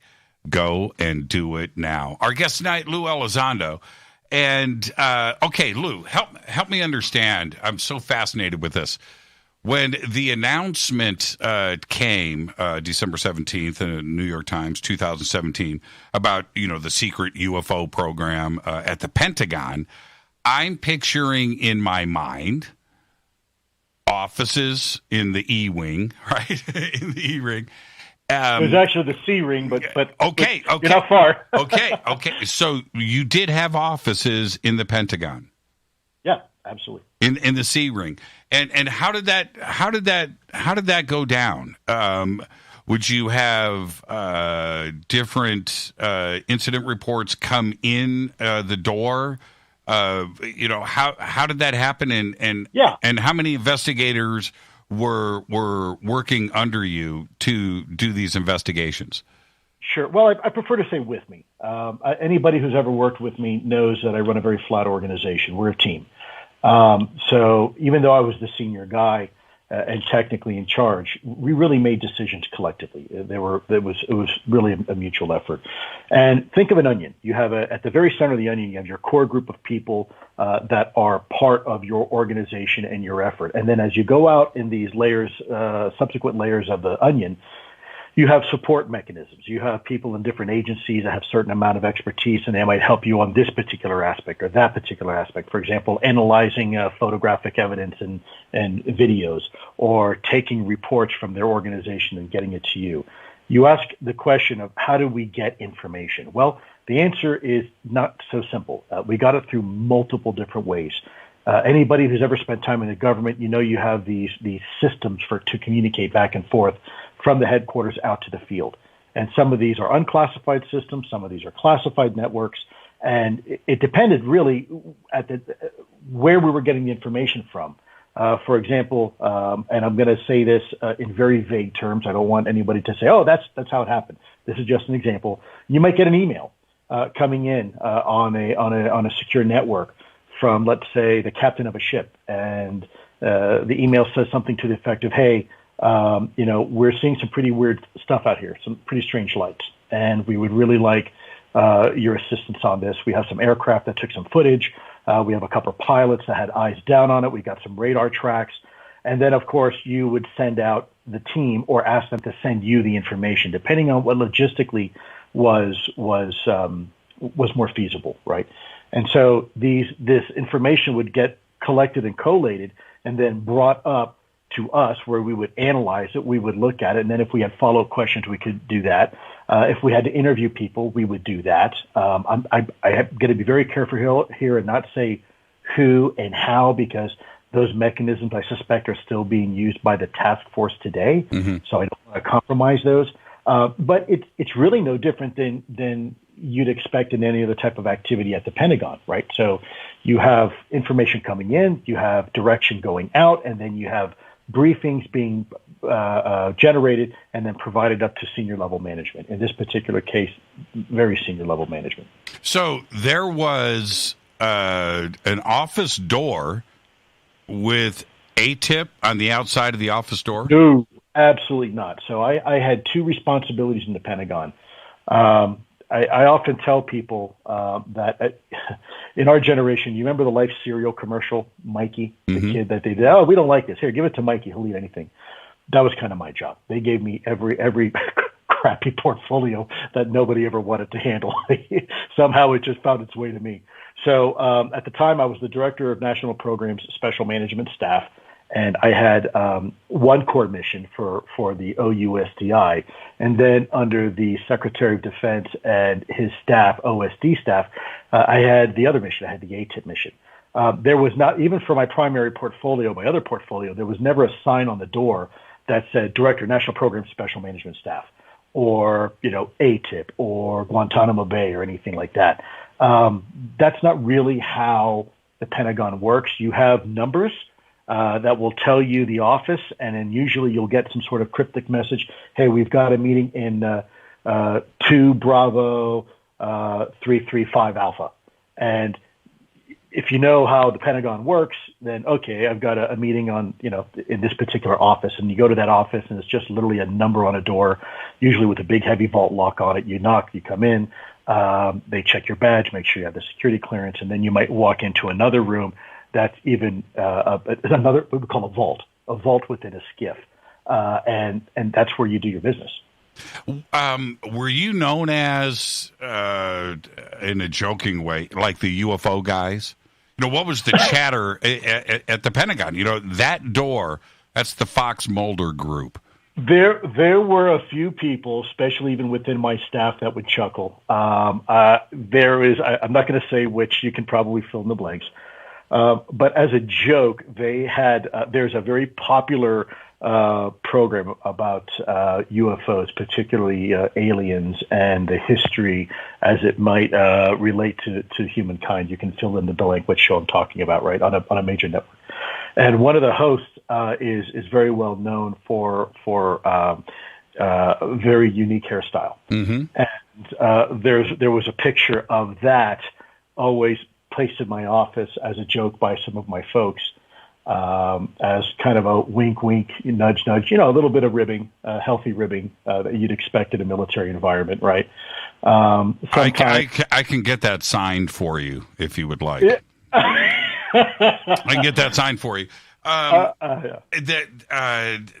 The other part of it is the ATTIP investigations, and then when TTSA started, of course, we have, the Nimitz and the Roosevelt and that. Was that part of the ATTIP investigations going on at the Pentagon? And B, it's a two-part question, why did that Pentagon information stop with the Nimitz and Roosevelt? Why weren't you able to pull in more ATTIP investigations that were going on at the Pentagon? Well, I didn't pull them out. The media did. So kudos to the media. And I suspect that the media is going to be successful in the future pulling out more. This is an evolving story. Obviously, we didn't just look at the Nimitz and stop at the Roosevelt. This was an evolving effort. There were many, many instances that were recorded and reported about. Okay, so my question is, just for clarification, the Nimitz and Roosevelt were part of the ATTIP investigations, correct? Absolutely, unequivocally, yes. And then the other investigations that ATTIP was working on that we haven't seen, was there a conscious decision not to pull that stuff forward, or did you not have that data available to you? Well,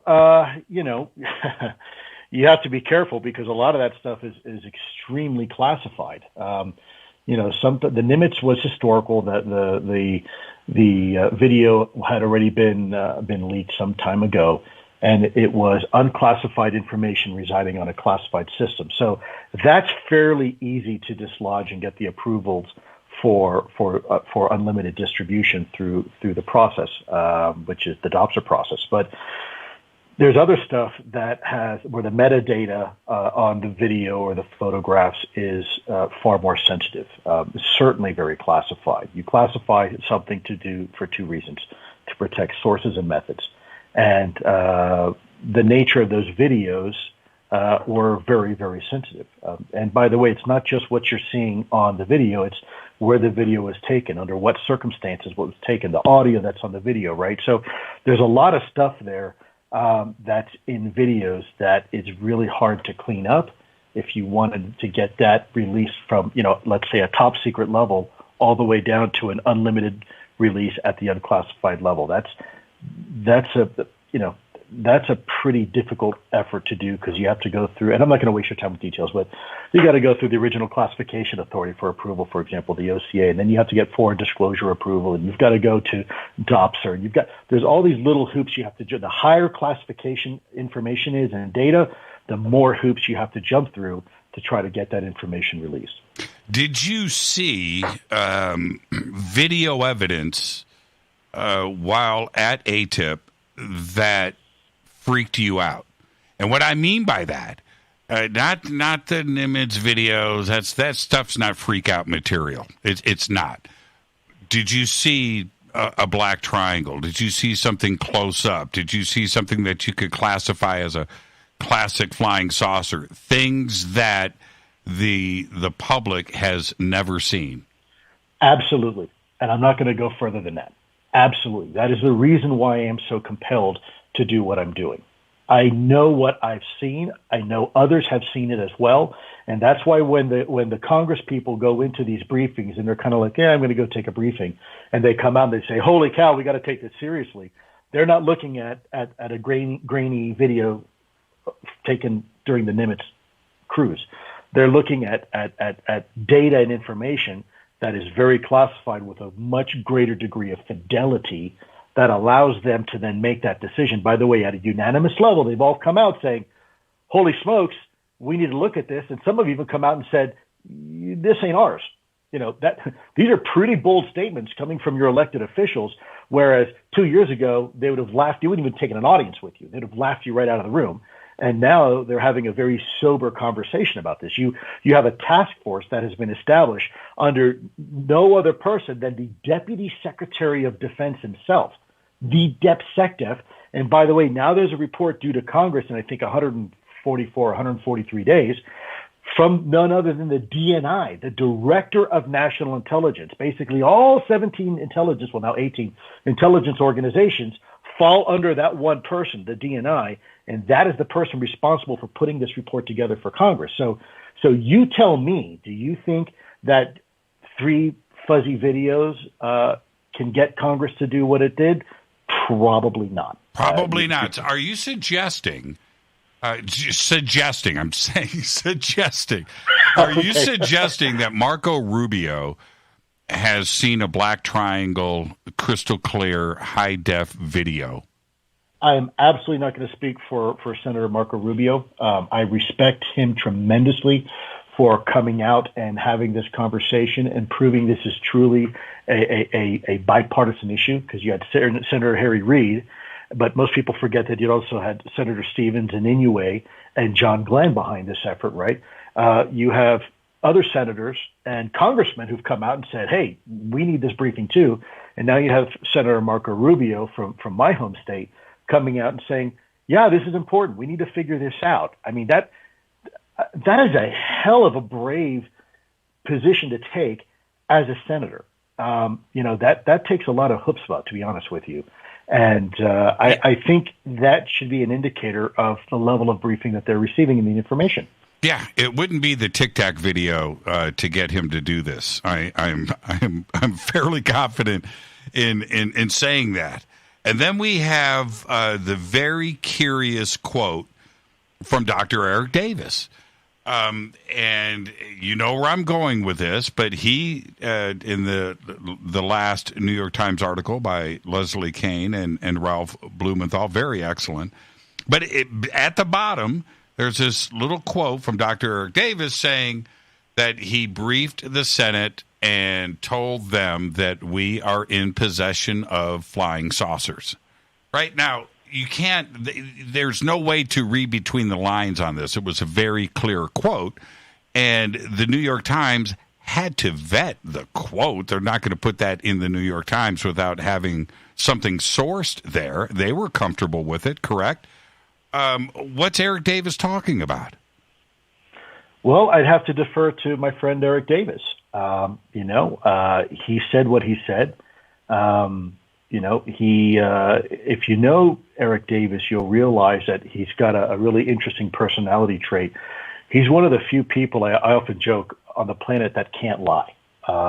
There's a quirk there in the personality that the guy, I think you could put, like I've said before, you could put a knife to the guy's throat and he's going to die, because the guy, you could try to force him to lie and he can't do it. So I've had the honor and privilege to work both directly and indirectly with Eric. He is a man of utmost credibility, and he has served this nation honorably. There are things that he has done for this nation that he will never take credit for, but I've seen the reporting and know exactly what he's done. And he's a true asset to our nation. And so when he tells you that he has done something, I would take that to the bank. Why, I just want your opinion on this. Why hasn't a journalist out there, a reporter, seized on that quote? It may be the most incredible quote in human history if we really take it at face value. Why hasn't anybody taken this a step further? It's extraordinary information. Well, I mean, don't look now, Jimmy, but you are. You're taking it forward. You just asked me that question in front of who knows how many members in your audience are listening. You just laid down the gauntlet. So I don't know why. Let me turn the tables and ask you, Jimmy. I mean, you're a guy in the media. Why haven't you asked this question before? I think it's a great question. Yeah, I've made statements over the years. I have a large audience, both here and over at Coast to Coast. I've said some extraordinary things. I didn't get anything from the media. I've always found that very, very interesting, and I don't know why. But to take this question one step further, Lue Elizondo, is our government in possession of crashed, retrieved, landed, traded flying saucers and technology not of this earth? I can't answer that question as stated. If you want to rephrase the question, I will do my best to provide you an answer. But as stated, I cannot answer that question. Are we in possession of a flying saucer? Our government? Let me say this. Let me put it this way. It is my personal belief that we are in possession of tangible evidence. Call it material, call it whatever you want. And that is all I'm prepared to say at this time. Well, I have to be very, very careful not to cross the line. I know people want to know. I understand people say, oh, well, you keep hiding behind your NDA as an excuse. No, I'm not, actually. I don't want to go to jail, frankly. And second of all, I don't want to betray the trust of the American people. I have a security clearance, which isn't just given from the government. It has been entrusted upon me by the American people, and I'm not going to betray that just to go ahead and get a few likes, if you will, on Twitter. I take that oath seriously, and when I'm finally relieved of that or the information becomes officially declassified, then I will talk all day about it. But until that time comes, I have to be very, very careful, very mindful of everything I say. And I don't want to jeopardize the momentum we have gained over the last 3 years by saying something that has the potential to halt, stop, hinder the progress that we're making. If you were in possession of the video, documents, the smoking gun, and files, would you take the path of Edward Snowden? Would you be a martyr? Would you present the information? Snowden wasn't a martyr. But you understand the way that I'm framing Snowden was this. a traitor. Well, I do. I understand what you're saying, but let me be clear. Snowden was a leaker, and he was a traitor. He wasn't a martyr. Even though he provided information that provided us insight on things that were happening, to include FISA, that's not the right way to go about making an issue. You don't reveal your information, all you have, and your dirty laundry to your enemy. That's the wrong approach to take. If I was in possession of those videos, I would do exactly what I'm doing right now. Continue to push the system to do what is intended to do. It is not up to me, Lue Elizondo, to tell the world everything I know about UFOs. It's up to the world to then pressure Congress, to enable Congress to then pressure the executive department to do to provide what they know about UFOs. That's what needs to happen. Otherwise, I become this demigod of a personality, and that's not what this is about. This journey cannot be about any one single person. It definitely cannot be just about me. It has to be about the collective will of the people, and this is what I keep trying to drive home. It is up to the government to work the way it was intended to do, and then provide us the information that we are seeking. It is not up to Lue Elizondo or Chris Mellon or Tom DeLonge or anybody else or Jimmy Church to do that. It is up to our government. And so we have to do our best to enable our government to function the way we expect it to function. Look, in 144 days, a report is due to Congress, whether we like it or not. Now, maybe they'll ask for an extension, who knows? But the last thing you want to do is provide Congress some half-baked report that doesn't have all the information in there that, by the way, frankly, they deserve to have, right? That's how you make the system work, by getting the information to the right people at the right time so they can make the right decisions. So that's what I would do. No, I would not repeat anything that Edward Snowden or Manning did. I find it absolutely reprehensible and despicable. I know there's a lot of people out there that may chew on me for that, but I don't ever think there's a time to betray your country, ever. What do you expect to be in that report? And before you answer, it's very interesting in the wording there, that there is the public section, and then they are reserving a classified section in the report. Is that an out, not to reveal anything, or the juicy stuff? What do you expect in the public side of that report? Well, look, there's been reports before, national intelligence estimates, where we talk about North Korean nuclear capability. And there's a lot of information that gets out into the public sector that's unclassified, that's still very meaningful, that's quote unquote juicy. I think we sometimes confuse classified information with being juicy. That's not always the case. A lot of classified information is actually very dull and boring. It's just extremely technical. And so I think what you might see in the classified portion is that part of the data that involves specific sensor units, specific locations, specific times, specific call signs, specific capabilities. That is all very sensitive information that you don't necessarily want to getting out to the public, not because we don't trust the American people, but there's no way to tell the American people and not have our foreign adversaries also informed. So there is a deliberate effort by the government to safeguard this information, which I think they should. And then that information which does not need to be classified, which, by the way, people don't realize there's actually rules and regulations that prohibit the indiscriminate classification of information. You can't do it. You have to follow very specific guidelines for that to be classified. I don't anticipate you're going to have in one report a response to the American people saying nothing to see here, folks, and then in a classified annex saying, oh my God, here it is, and here's the mothership. I don't expect that. I think, well, you know what? I'm not going to go any further than that. I'm not going to opine on what I think might be in that report. But I think it will be consistent I will tell you, I don't think 144 days is long enough to provide a comprehensive report. It takes longer to build a house in some cases.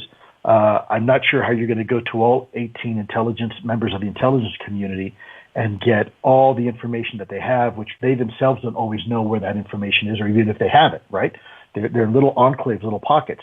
That takes time. That takes coordination. And you got to make sure everybody who's getting this information has the appropriate security clearance. It's not just top secret SCI. Maybe it's SAP, maybe it's CAP, maybe it's who knows. There's all sorts of compensatory markings and levels of read on that not any one individual necessarily has or knows. Chris Mellon said himself, you would think being the guy running all the SAP, Special Access Programs for the Department of Defense, he would have known about our type of effort, but he didn't, right? So this kind of stuff flies under the radar all the time. And I'm not justifying that. I know people are going to say, well, that shouldn't be. You're right, it shouldn't be. But it is. And that's one of the things we're trying to fix now by putting some sort of mechanism in place that puts some sort of administrative oversight and someone in a position of authority to say, be the daddy bear, say, hey, that information belongs to me. Ultimately, that comes to me. And that's what we're trying to achieve. I've got about 2 minutes before the break. Has the UAP task force reached out to you and Chris Mellon for information or consulting for this report? I can't answer that. That would be up for the U.S. government to answer that question. I'm not saying yes or no. It's just that is a question you would have to bring up to the U.S. government. Great answer. So the answer is yes. Okay. Well, I didn't say that. Let's take our break right here. Our guest tonight, Lue Elizondo. I am your host, Jimmy Church. This is Fade to Black on the Game Changer Network and KGRA, The Planet. You can follow me on Twitter at JChurchRadio. You can follow Lou right there on Twitter, very active, at Lue Elizondo. We've got everything up in our feed. I'll be right back after this short break. Stay with us. Hi, everybody. This is Rob Halford, the Metal Guard on JimmyChurchRadio.com. This is KGRA Digital Broadcasting Station. Salt Lake City, Utah. Van Buren, Arkansas. Why is it we're not very good with our health regimen until it's too late? We don't put oil in the car until the engine blows up. When the body's out of balance, your health is not so good. Give your body some love. Log on to GetTheT.com. That's GetTheT.com. Try our Life Change Tea, which cleanses you from harmful intruders. A clean colon is one of the ways to bring the body in balance. We also carry organic supplements to help you get where you need to go. So do your body a favor. Log on to GetTheT.com. That's GetTheT.com. You can even visit our sales page to save some dough. Does anybody call money dough anymore? Anyway, if you're looking for short, helpful health tips, go to YouTube and punch in Health Matters Now. That's Health Matters Now. So, log on to GetTheT.com, shop, get balanced, then learn some cool tips at Health Matters Now. You'll be glad you did. That's GetTheT.com. Your contact for current news and trending topics. KGRARadio.com.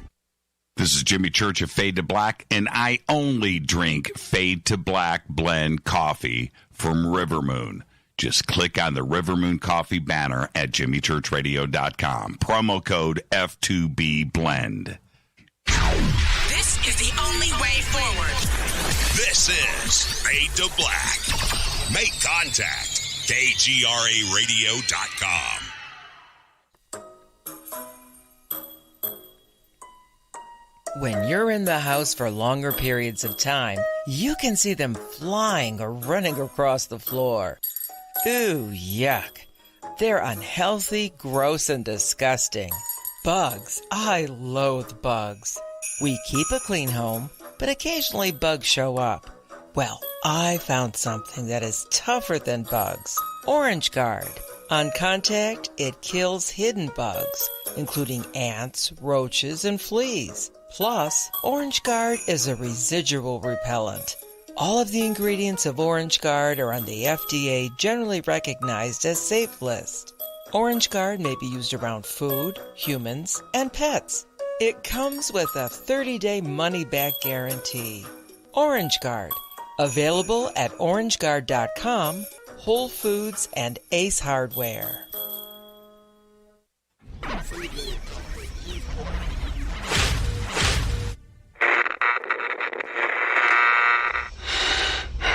You want to know a secret? I love ponies. I really love ponies. I'm serious. I couldn't stay sane without ponies to brush. Why fade to black? Because you never got that pony, damn it. This is Fade to Black with Jimmy Church on the Game Changer Radio Network and KGRA, the Global Radio Alliance.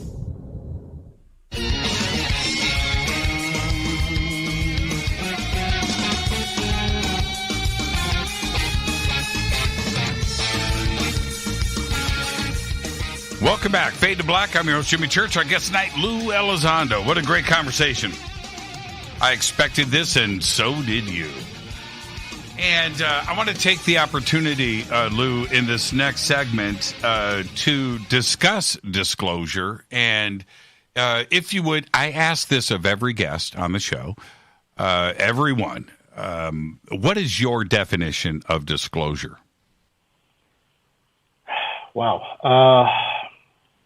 I've been asked that a few times, and I hate to say this, but I think my definition keeps changing. Disclosure for me is, I've always said it's a process, it's not an event. And I think in 5 years from now, we're going to look back and we're going to realize we are actually living through disclosure right now. Disclosure for me is basically an acknowledgement by the cognizant authority to say that these things are real, without ascribing a narrative, without ascribing an origin, without ascribing anything else, just recognizing the reality that UAPs are real, and they have been real for a very long time, and that it's something that we need to pay attention to. I think for me, that's the goalpost. And I think to some degree we've achieved it already. You already have key people in our government acknowledging it. So I think you're living through disclosure right now. People say, well, I can't wait for disclosure. Well, you may be waiting a long time, because if your definition of disclosure is a UFO landing on the White House lawn, that may never happen. I think disclosure is, the reason why it's so hard to describe is because it means something different to everybody out there. You can ask anybody on the street, and they'll probably give you a different goalpost for what disclosure is. I also think we have to be careful, because confirmation is not necessarily disclosure. I hear the terms utilized quite a bit. Oh, confirmation and disclosure. But to me, confirmation is the confirming of a pre-existing narrative that it is this way. And I am not sure we have enough information or data yet to have a narrative. I know there's a lot of people out there that think they have a narrative and they have the answers. I don't. I think, when people ask me, where are we on the journey? Are we at the beginning of the end? And I say no. Well, they say, well, are we at the end of the beginning? And I say no. I don't mean to be discouraging, but I think we're at the beginning of the beginning. But that's a good thing, because that means there's a whole lot more to come. That means there's a whole lot more understanding, and with understanding comes opportunity.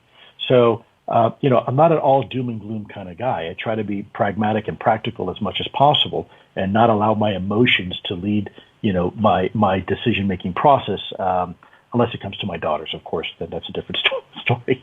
But, then I'm definitely an emotional guy. But in this particular topic, I think it's important that we let the data speak for itself. And there's still a lot of data that hasn't been presented yet. So my word of advice would be, try to resist the urge as much as possible of having some sort of preconceived notion or narrative, and take a breath for a moment, step back, and look at the new data that's coming forward. Now, maybe it'll reconfirm the existing narrative you already have. That's possible. Maybe it doesn't. Maybe it helps inform something else, and you begin to evolve your position, which is also, a good thing. We're as a human species, we're constantly learning, and that's something that we we should always encourage our fellow brothers and sisters on this planet to always do. Learning is an innate part of being a human being, just like breathing and just like eating. It's who we are. It's in our DNA. Before TTSA, prior to 2017, did ATTIP have an interest in Chris Bledsoe, and did you meet with him before the forming of TTSA? I did not. I did not. That's not to say that other elements within the OSAP portfolio did prior to me, but I wasn't really part of OSAP. I was tangentially attached to it, but really my focus has always primarily been on ATTIP, and the Bledsoe was not, the Bledsoe's family were not part of that. The reason why, look, it's very practical. It's not that we didn't or did believe them. We're a DoD organization operating under Title 10 authorities, meaning Title 10, meaning we can only talk to military or military-related people and have access to that information and the data collection platforms. We couldn't just go out to private citizens, to Joe Schmo or Jane Smith and say, hey, tell me what you know about UFOs or what have you seen or anything paranormal. We weren't allowed to do that. We had to keep very narrowly focused, because when you present that data to DoD leadership, there's all sorts of considerations there, not just the validity and the veracity of the information that you're collecting, but there's rules and laws. I can't just go out and collect U.S. persons' information. I said at the beginning of this broadcast, there's collection, retention, and dissemination of U.S. persons' information that is very, very restrictive. Any intelligence organization collecting that, it's a big no-no unless you have very specific approvals to do that. And then there's even a time limit. So we couldn't go out just willy-nilly and talk to anybody. That wasn't possible. We'd get slapped with a Procedure 15 violation very, very quickly. So to put it bluntly, the answer is no. Have you? But let me caveat that doesn't. I want to make this very important statement, please, just for a moment to your audience. Sure. That doesn't necessarily mean that what is occurring at the Bledsoes is or is not real. It's just simply we didn't look at it because the data wasn't within the subset that we were allowed to look at, if that makes sense. Understood. Have you ever seen a UFO?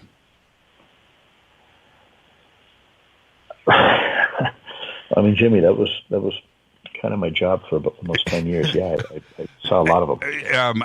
Out at night, during the day, accidents. Oh, so you're talking aside from my job. I mean, your eyeballs. Private citizen. Yes.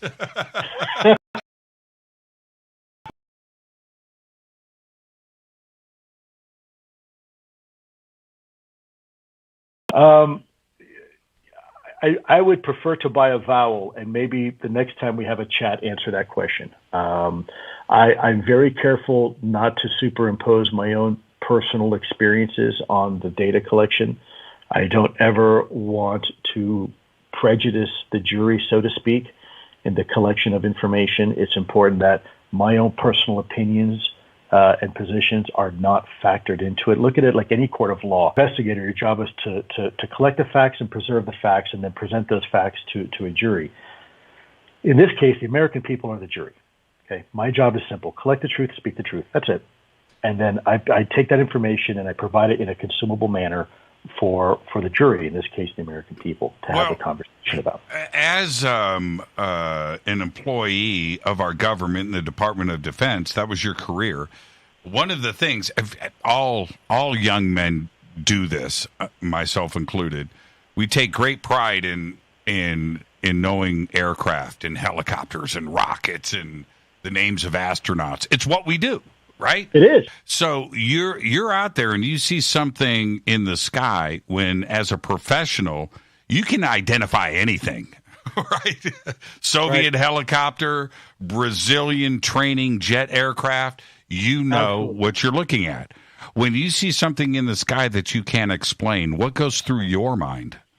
So, Jimmy, I'm going to your audience can't see this, but I'm going to show you real quick. These are official Department of Defense identification cards. And what you can see here are the profiles of aircraft, right? This is a Russian Hind helicopter. Absolutely. And you can see the stack of this, right? These are the training aids that our military servicemen and women in uniform are trained to identify the difference between a European Tornado, an F-16, an Su-22, and a MiG-25 from 20 miles away. And by the way, from multiple different angles, from the bottom, from the side, from the top, from the front.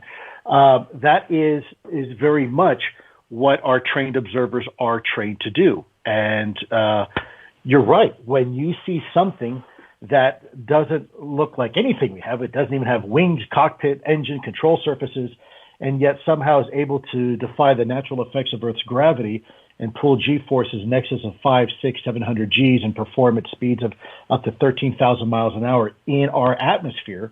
Yeah, that's a great question, isn't it? That makes you scratch your head to say, okay, what are we dealing with?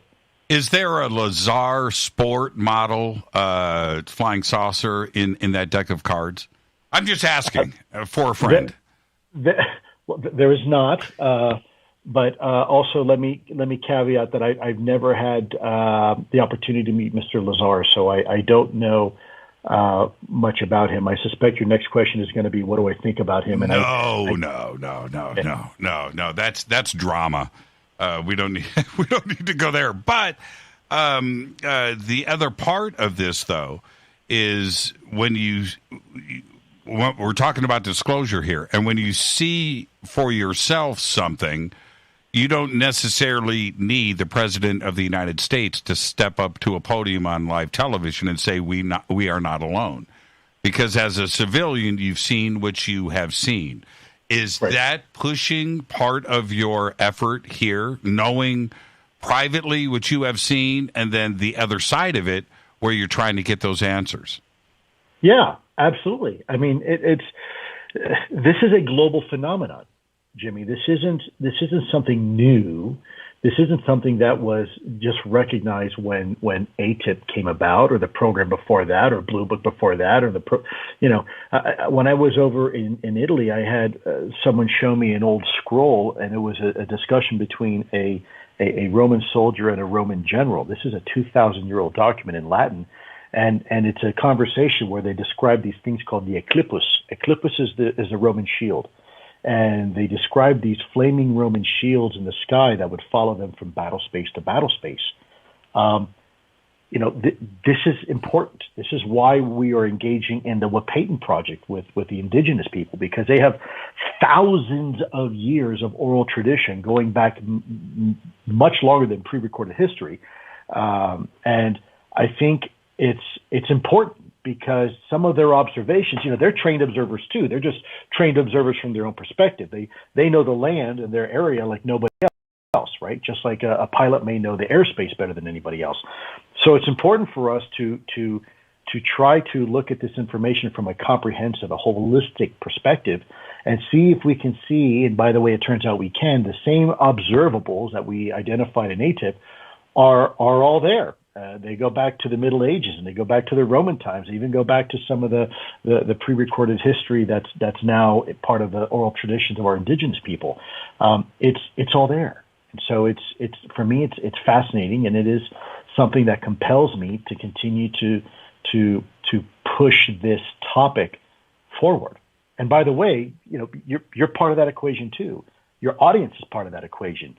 We're all part of that equation. And this is a topic that belongs to all of us, not one organization, as I said, or government or institution or person. This is we all own this together.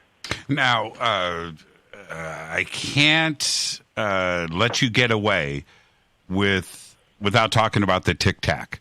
So, in the limited time that we have left, I'm going to start with this. Are you kicking me off, Jimmy? No. Hey, you want to go into overtime? I've got. You can tell your wife. You can blame me. You can blame me. We can certainly do that. But the Tic Tac, is the Tic Tac not of this earth? The Nimitz encounter, that the Tic Tac, is that not of this earth? Jimmy, forgive me for saying this. I don't want to correct you publicly, but you're asking the wrong question. The question should be, is the Tic Tac man-made? Or is the Tic Tac U.S. or is the Tic Tac U.S. or foreign adversary technology? The answer is no. But when you say, is it from this earth, we don't know.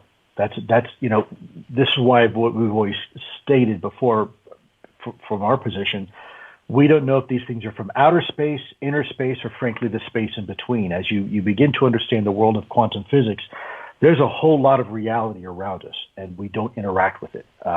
We're used to the Newtonian understanding of the world, physics, where, gravity, an apple falls from a tree. And then along comes Einstein several hundred years later and talks about this thing called relativity, where space-time is actually flexible. And only in the last 20, 30 years have we really begun to explore the world of quantum physics, the quantum world, the quantum states. And we're realizing all these realities, as opposite as they may seem to us, are actually very much part of the natural environment. And so my point being, there may be realities all around us that we simply don't perceive. We're very limited as a species. We live in a three-dimensional space, X, Y, Z axis, and time, which is a function of, I guess, of the fourth dimension, and that's expressed in a linear, if you will, linear motion for us. But that's not to say that there aren't other things all around us. We sense the universe through the five primary senses of sight, smell, touch, taste, and hearing, and yet we know that we only perceive 1% of 1%. Most of the universe remains completely invisible to us. And I don't mean the universe out there. I mean the universe right here. Let me put that into context. We know less than 5% about our deepest oceans, right? We've mapped, but we really don't even have a good understanding of what lives in our own planet, let alone anywhere else. When you look at the human being, we are exactly in the middle of the scale of the universe. If you were to take us, being the smallest thing, and look at the grandiosity of the universe, which is 13.5 billion light years in this direction and 13.5 billion light years in that direction, right? 27 billion light years in distance, which is a lot. We seem pretty small. By that scale, there is equally the same amount of space inside of the human body. There is this entire universe inside of us. When you talk about not just the cells of the body or even the atom, if you start talking about subatomic particles, you start talking about muons and quarks, this is reality. This is real, even though we can't interact with it. There's this entire universe inside each and every one of us. Now, I don't want to get too off the beaten path here, but my point being is that there is so much we don't understand about the universe, let alone our own selves. So I think it is foolhardy for us to even begin to say definitively that, well, the buck stops with us. If we can't see it, touch, taste, or smell, it doesn't exist. Well, that's clearly not true. There are things coursing through our body right now that you can't perceive, but they're just as real. Wi-Fi and cell signal and emissions coming in from satellites and radar waves. All this is very real and yet beyond our perception. We look at the world through a very narrow band of the electromagnetic spectrum, electro-optical spectrum, forgive me, called light. That's it. And that, when you look at the grand scale, is just a sliver of what's really out there. So I guess my question to that is, going back to your original question, are they from Earth? Are they not from Earth? Forgive me. I don't know. Because it's not an either or question. It's not necessarily, well, if they're not from here, they must be from outer space. That's not true. There's a whole bunch of others. There's option C and D and E and F all the way to Z of what it could be. And so let's not limit ourselves by putting these artificial limitations. Well, if it's not here, it must be out there, right? We tend to be binary creatures. We look at everything in extremes. It's either left or right, up or down, hot or cold, good or bad. And that's probably because we're cardiosocial animals. Some scientists believe, neuroscientists believe, the first 9 months of all humans are for the most part, in our mother's womb. And the heartbeat that we hear, that on-off, that binary, sets the stage for the way we think as a species, right? We look at everything in terms of this either on or off, so to speak. But in reality, the universe doesn't work that way. The universe isn't binary. The universe operates in fractals. The universe operates in diagonals. It manifests itself in all sorts of magical ways. One can look at Go ahead. I'm sorry. Well, I know I'm probably going a little bit too deep here. But. No, everything that you just said, we discuss on this show a few nights a week. Okay, so no, you're not venturing into a territory that this audience doesn't understand. But bringing up the universe, the Tic Tac is not a United States thing. It's a global thing. It's not a United States thing, and it's not a foreign adversarial technology. So what it is, we don't know, but it ain't ours, and it ain't theirs. Would there be a cooperation with China or with the Soviet Union with what the Tic Tac represents? Is there back channel communication about this data? I can't discuss that, but what I can say is if you look at the recent headlines of Japan reaching out and establishing a bilateral information sharing relationship with the United States specifically for the purposes of sharing UAP information, that's probably a pretty good indicator. Yeah, and is it something that you don't necessarily want another an adversary to have information to as well? Is it in our best interest to keep our data to ourselves? Well, sure. And remember, today's friend could be tomorrow's adversary, and tomorrow's adversary could be our friend. Look at Vietnam for a second, right? I mean, in the 60s, when your father was in, it was a pretty tough place. And we left under some really bad circumstances.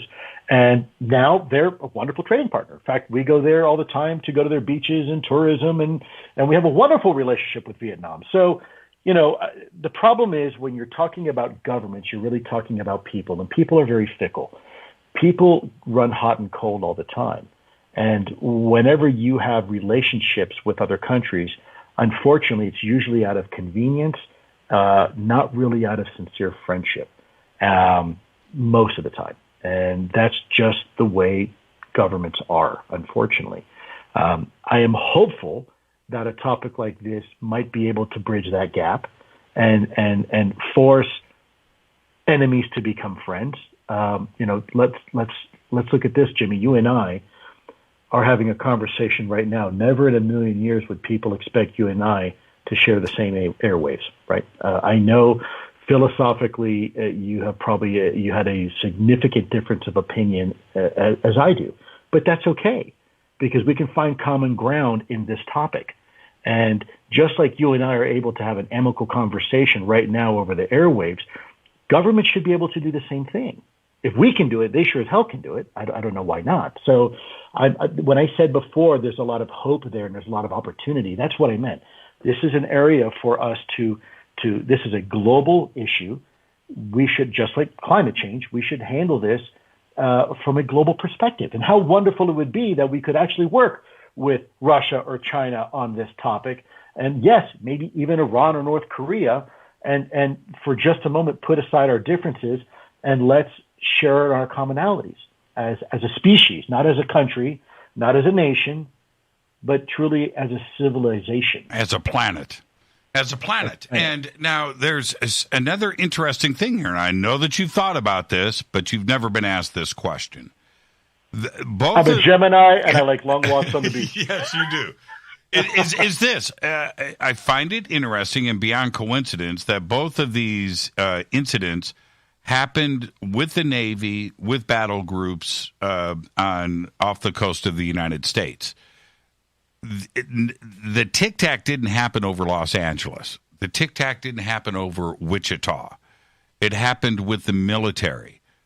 Why? I mean, that's the question. Why? Sure. There's got to be an answer there.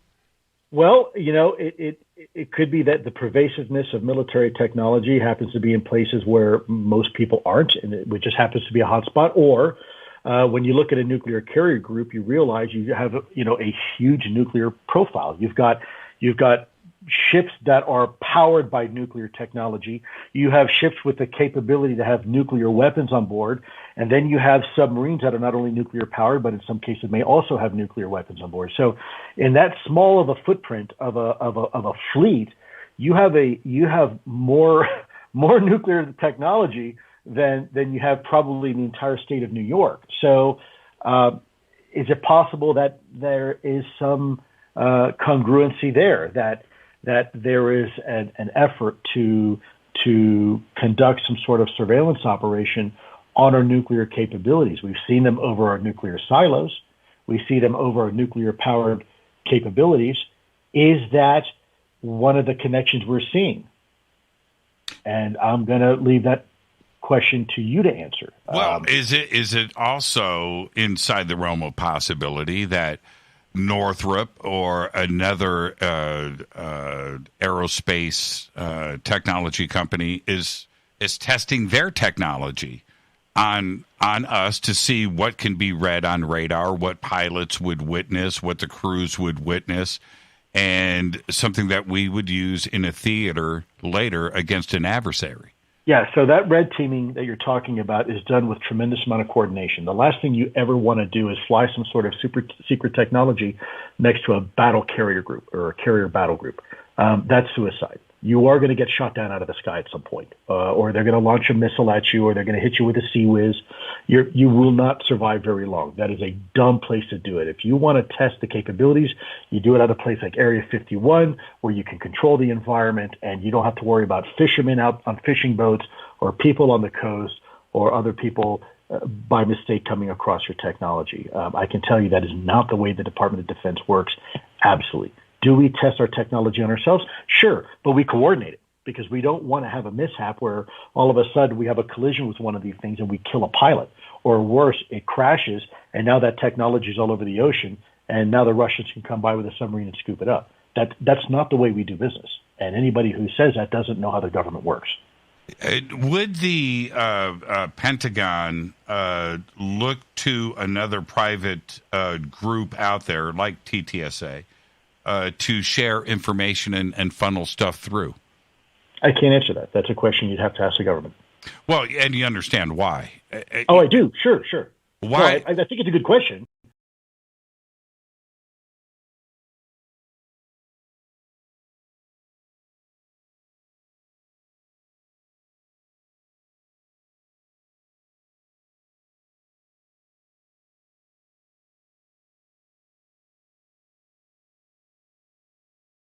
We continually went back to the Tic Tac and the Roosevelt and those three videos and the testimony and all of that was excellent.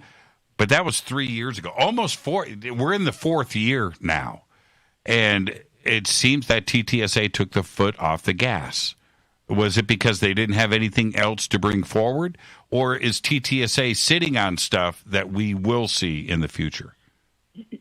Jimmy, another great question. You'd have to speak on behalf of TTSA. I can tell you, the things that Chris Mellon and I are working on are absolutely pushing the ball down the field. What people have noticed probably about us, we tend to go dark for a little while before another major, if you will, announcement that comes. We are absolutely engaged in the fight on a daily, if not hourly basis. This is what we do.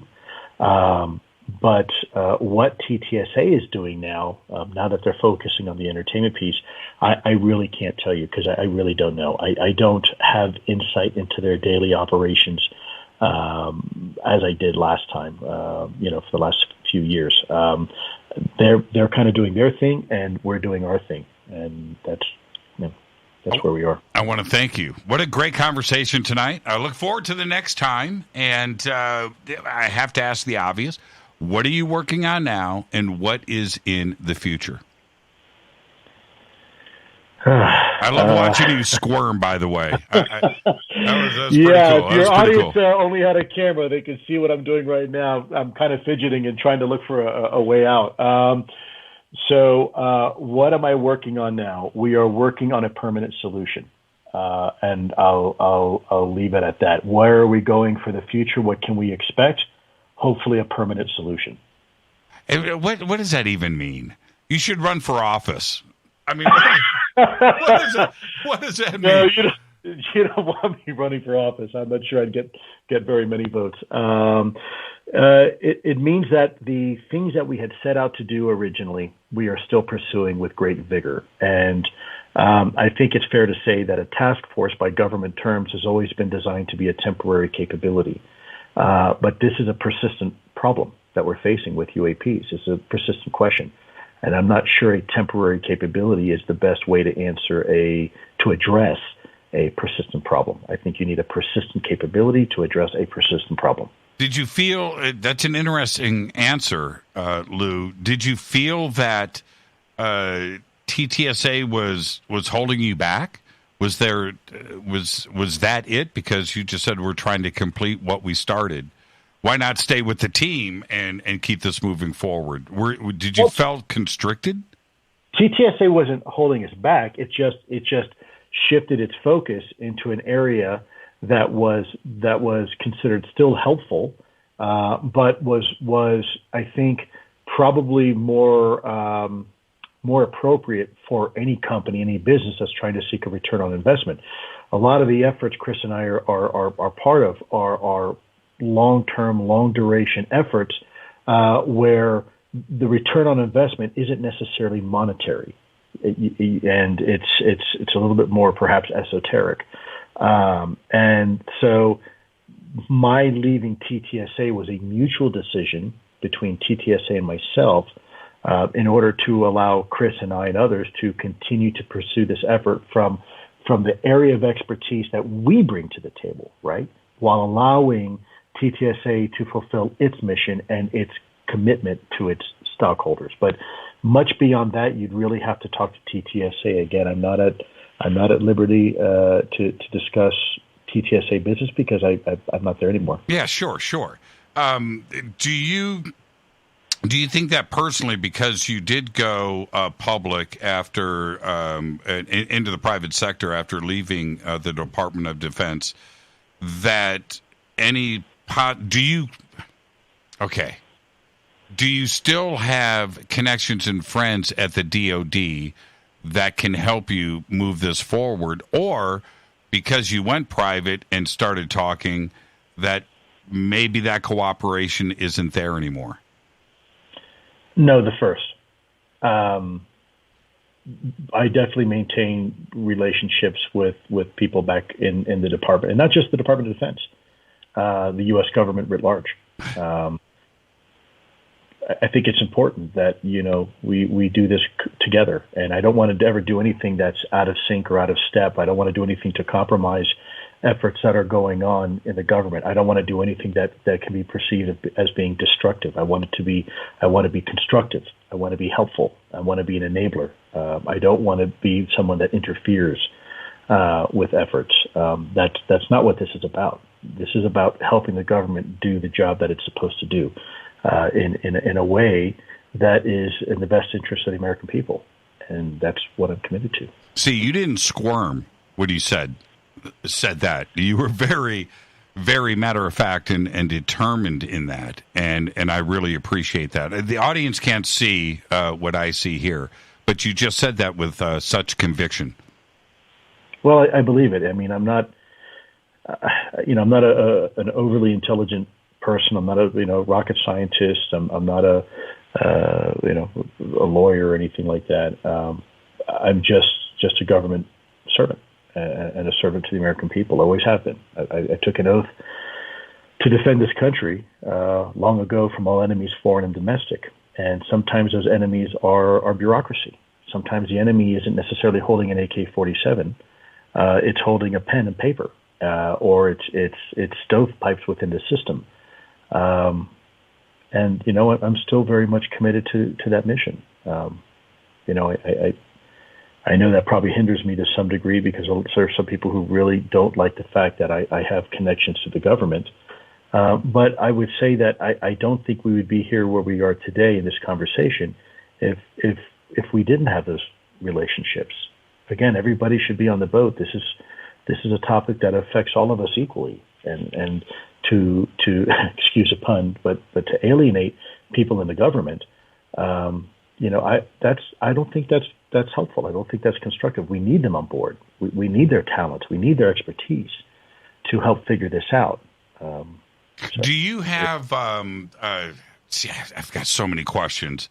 I just can't end this right now, Luz. Okay, have you had somebody advise you on where and what not to say to run interference. For instance, like during this broadcast tonight, did you get a text, right?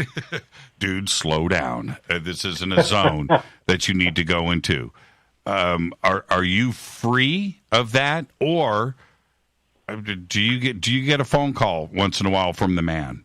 Well, I know my left and right limits. I've worked for the man for long enough where I know how to mind my P's and Q's. If I get a call, it's because I said something wrong. Do I get texts all the time? But I'm very careful in the way I have a conversation. And again, I know probably it's frustrating for some people. They probably look at that and saying, "Oh, you're being evasive and whatnot." Yeah, I am. I am being evasive sometimes because there's other things at stake. It's not just about Lue Elizondo. And this is what I keep trying to drive home to people. This is the problem with this topic is that there are so many personalities in this topic, and you all of a sudden, when you're in a position where people think you have some sort of authority, you get put up on this pedestal where you are almost this demigod, right? And no matter what you say, that's taken as gospel, and that's dangerous. That's exactly what we don't need. What we need is conversation and discussion and dialogue and collaboration. We don't need someone standing up on a podium saying, "This is the way it shall be," and it's the way I think about it is the answer. All that other stuff is nonsense. I don't think that's helpful. And, that's why I refrain from giving my opinion most of the time, because at the end of the day, Jimmy, it doesn't matter what my opinion is. What matters are what facts and the data says. And it's very, very important. I could spend the next 10 hours telling you what I think, but at the end of the day, it's just what I think. And I've said this before to people. The one thing I've learned in intelligence is that you can be absolutely certain of something and still be absolutely wrong. And I don't want to be in that category. I don't want to be, there's too much at stake. I don't want to be held responsible for leading people down a road turns out to be BS. That would be the worst thing I could do. This community is fraught with hucksters and shysters and people that have made a living of defrauding other human beings off their hard-earned money in search of the truth. And I think that's a perversion of the truth. I'm not doing this to get rich. Hell, the last 2 years I was living in a trailer, literally. So, it hasn't been easy. I'm doing this because I really believe in what I'm doing, just like you really believe in what you're doing. And I'll leave it at that. That's why I don't offer my opinion that often. Well, you and we talked about this earlier, and I told you, Lou, I told you, you need to remember what you just said so you can say it again. And what happened? We forgot, right? Okay, so let's see if I can pull this out of you again, which is this. You have got a lot of fans out there. Let's just leave it there. But that have put you up into a position that deity, right? Almost a godlike spot. Are you cognizant of that, and do you believe the hype? Right. Okay. Well, first of all, I'm cognizant that a lot of people give me credit that I don't deserve, and do I believe the hype? Absolutely not. I'm not one of those guys and never have been. I am profoundly boring, I'm sure, if you were to ever meet me in person. That is, for me, that is the devil. So many people start believing the hype, and they start believing what people are telling them about themselves instead of remaining true to themselves. And then the next thing you know, they're lost. They're gone. And that's a real danger. Fortunately for me, I've spent my life in the shadows. So I love my anonymity. I love my privacy. I tend to be very introverted, even though people see me, you're very extroverted. I'm actually not. I'm very introverted. That's why I live in the middle of nowhere, Wyoming, right? For me, I think it's important that we always remain grounded. Remember where we come from. Remember where we're trying to go, and make sure that when you climb that mountain, you always reach a hand down to pull somebody up. That has been my philosophy from day one, and leadership in the government, I think, is oftentimes misunderstood with management. leadership is a unique quality, and a leader will never tell you they're a leader. A leader is assigned that role by other people, never themselves. I do my best to always try to leave this planet maybe in a little bit better condition than I found it. I always try to pay it forward. I've unfortunately had to do some horrible things in my life in times of conflict. These are things that nobody should ever have to do, unfortunately. But the reality is that this is not a perfect world, and we have to do what we have to do sometimes. But for me, I always remember where I came from, and I remember where people come from, because at the end of the day, it's all about people. There shouldn't be any my team versus your team, Team Lou or Team Jimmy or whatever. We're all in the same team.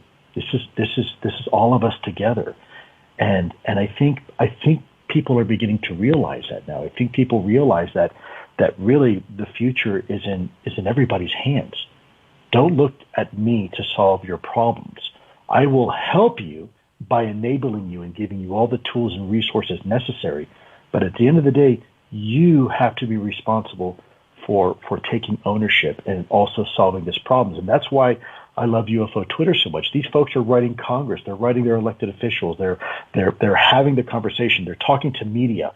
It's an amazing and beautiful thing to witness and be part of. But make no mistake, I am not UFO Twitter. If I die tomorrow, this topic is going to continue, and it's going to continue to grow and become better and better and better. So my advice to anybody that's out there, look at me as a member of your squad, as your team, of your fire team. None of us are any more important or less important than anybody else. We all have a role to play. We all are a specific tool in the tool bag. I just happen to be a screwdriver, but you might be a wrench, and someone else is a hammer, and someone else is something else. And we all do what we can from that perspective. Thank you so much, Lou. What a great conversation. And again, I look forward to the next time that you're on with us, and let's take this all a step further. Thank you so much. Anytime, Jimmy. Yeah, Thanks for having me. It was My a great pleasure. conversation. Perfect. Have a great night. Be safe. Take care of your family. We are in the middle of a pandemic. That's not over. Hey, you know what? We didn't even talk COVID. We did 2.5 hours. No COVID. Thank you so much. You too. Thank you, Jimmy. Have a great night. And with that, I am going to take a quick break. As everybody noticed, I blew right through a commercial break, and I kept Lou on the air. He didn't know it. That was my psychological twist on Lou. He didn't know I was playing him. Did you like that, Lou? That was cool, huh? Yeah, that was great, man. Actually, I would have hired you 3 years ago had I been in the government. Have a great night, man. Thank you so much. Fade to Black. I am your host, Jimmy Church. Follow Lou on Twitter at Lue Elizondo. You can follow me on Twitter at JChurchRadio. I've got time for a few phone calls. We'll do that when I come back after this short break. Stay with us.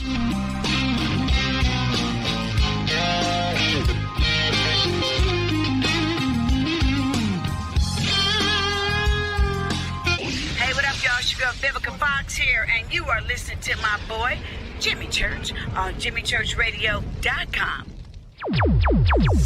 Despite popular opinion, reading a book will not make you smarter. But listening to Jimmy Church will.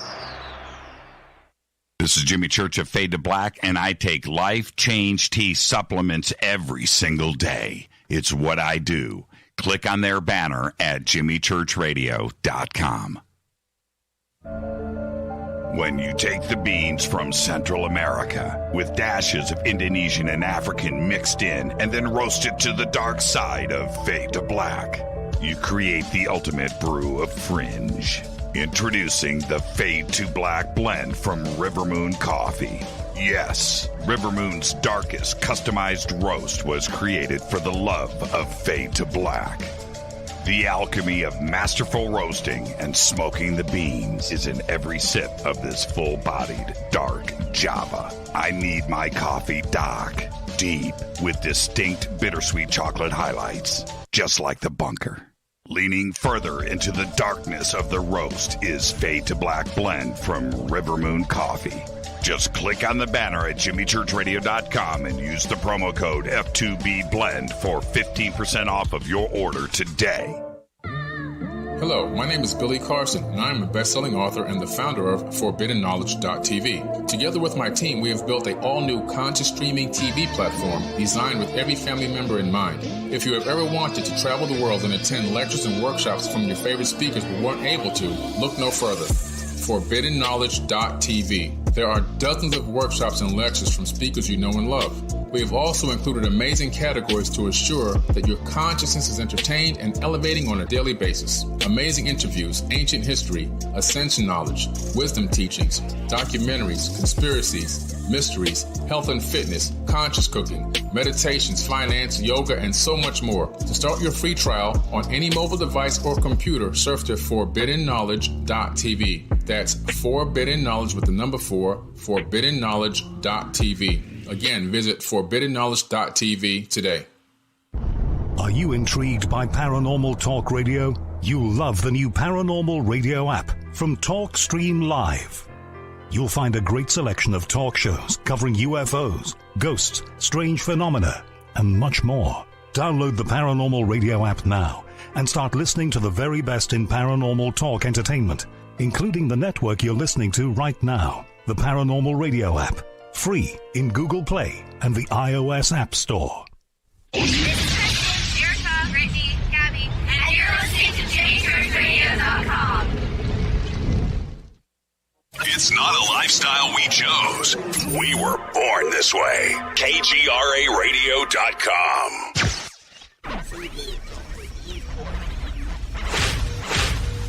This is KJCR at JimmyChurchRadio.com.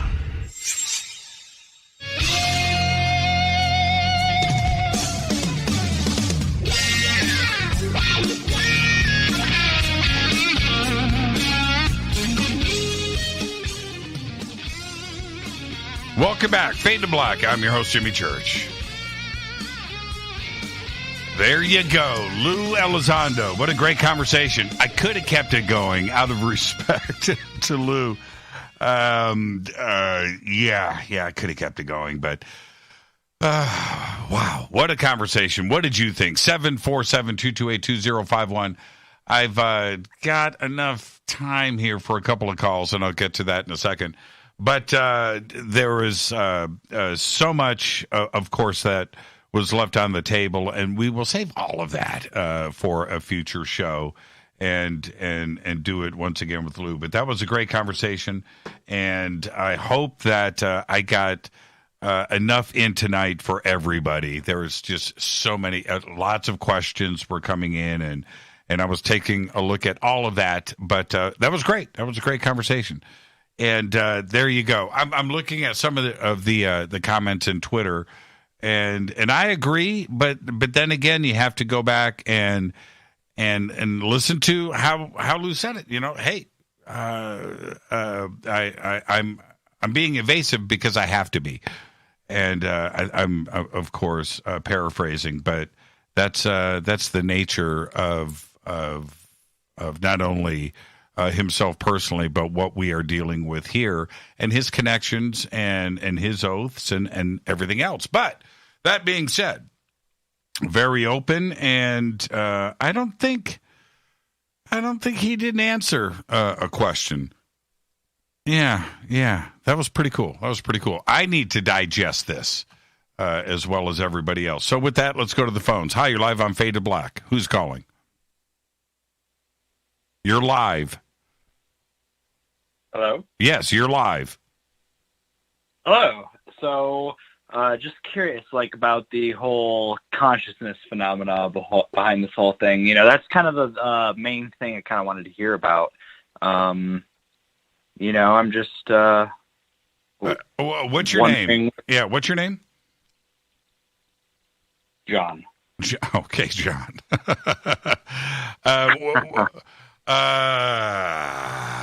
What do you mean consciousness?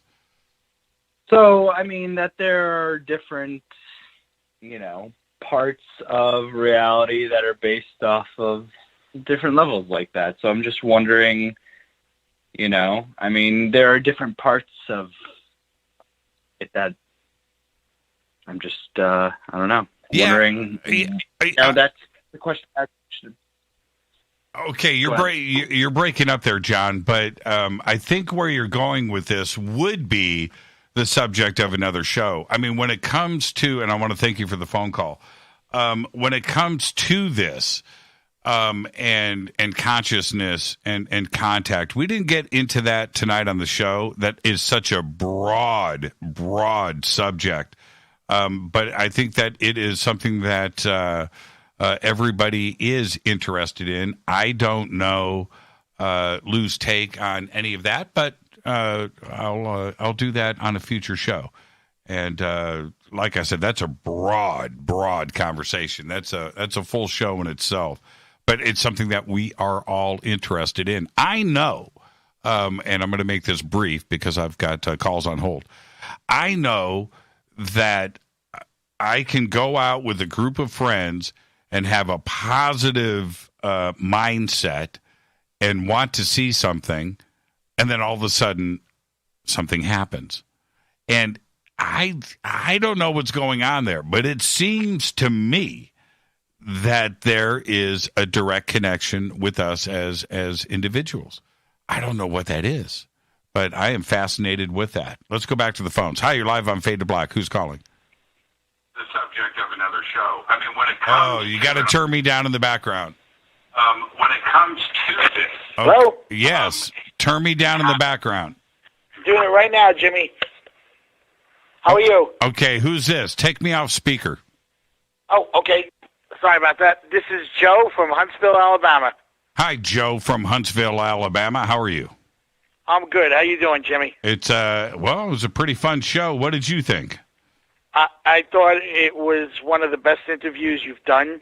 I thought it was great that you finally had Lue on.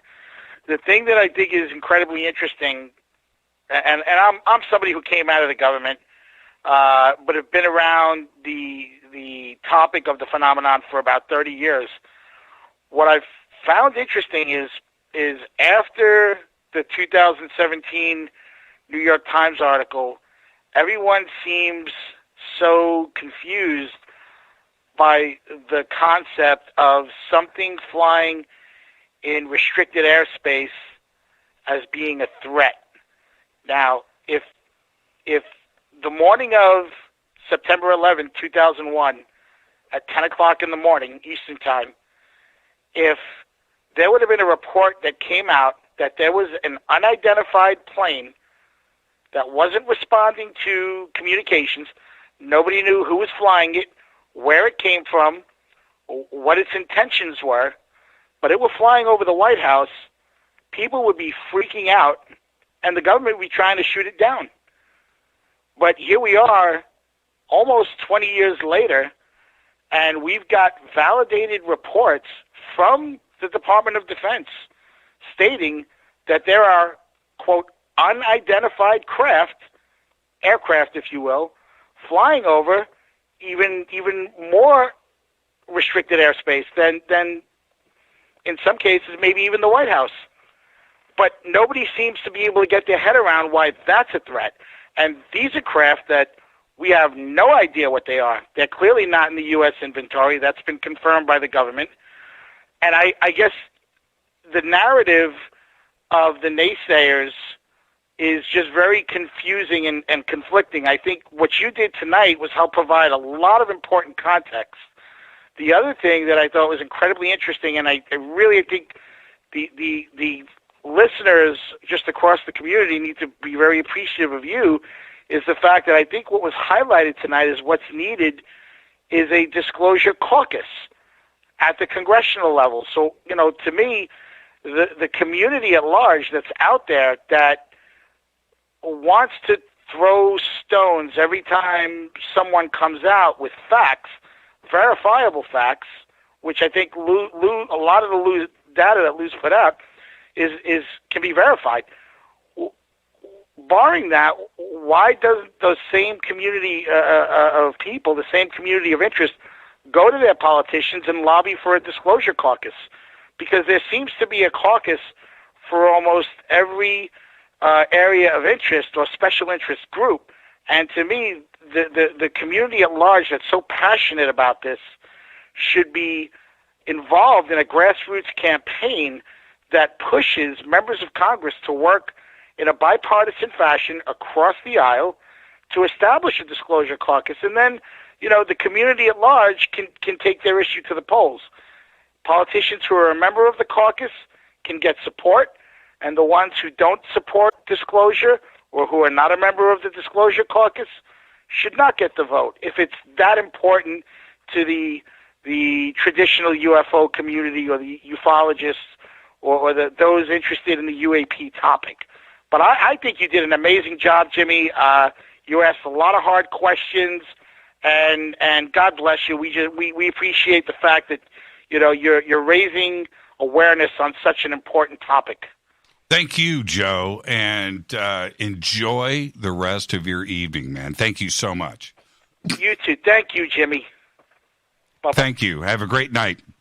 And, the Disclosure Caucus. I mean, would that even be possible?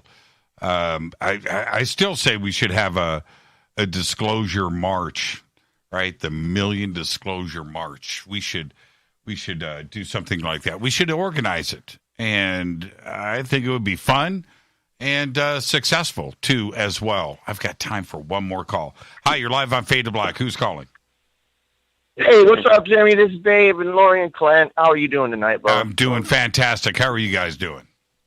Good. You got Lewis on. This is amazing. I met Tom DeLonge in the Ice Palace back in early 2000s when he is he answering questions? Well, I'm just saying he's the. Is Louis answering questions right now? No, Lou's off the air, and I've got about 30. Okay. I've got about 30 seconds left. Okay. What did you guys? Have you ever heard of the? Have you ever heard of that giant in Afghanistan that all the soldiers caught or whatever? I guess. Have you ever heard of that? Yeah, I've heard. With the two-road teeth. Yeah, I've heard the stories about it. About that. I was wondering what you thought about that. Well, I don't have enough time to answer tonight. Did you guys? Okay. Did you guys? You know what, Jimmy? Did you guys? Types your show, amazing. Did you guys enjoy the conversation tonight with Lou? Yes, sir. Oh my God, yeah, absolutely, bro. I'm blown away and thankful for you having Absolutely him on. blown away. Thank you so much. Thank you, And Jimmy. if you to the stars, it's amazing. You guys are the best. Enjoy the rest of your Thank night, you. and we'll see you tomorrow. Yes, sir. You have a beautiful night, brother, and go back, Lee Tepe. There you go, man. Fade to Black. And Dave and Lori and Clint out there in Georgia. You guys, thank you so much. What a great conversation tonight. And tomorrow night, right here on Fade to Black, Daryl Anka Bashar. What an amazing week on the show. This is, somebody pinch me. This is why I do this, everybody. All right? Love the community. Love the Fadernauts. Thank you. All right? Fade to Black's executive producer is Rita Camarion. Show is produced by Hilton J. Palm, Renee, Dennis, and Kevin. Announcers are Steve Harder, Gene Vitoa, Mark D. Kovar. Webmaster is Drew the Geek. Music, Doug Aldrich. Intro, Spaceboy, spaceboymusic.com. Fade to Black is produced by KJCR for the Game Changer Network, and syndication is KGRA, The Planet. This broadcast owned and copyrighted 2021 by Fade to Black and the Game Changer Network, Inc. It cannot be rebroadcast, downloaded, copied, or used anywhere in the known universe with written permission from Fade to Black, without written permission from Fade to Black of the Game Changer Network. I'm your host, Jimmy Church. Tomorrow night, Daryl Anka. Until then, I want everybody to be safe. Fade to Black.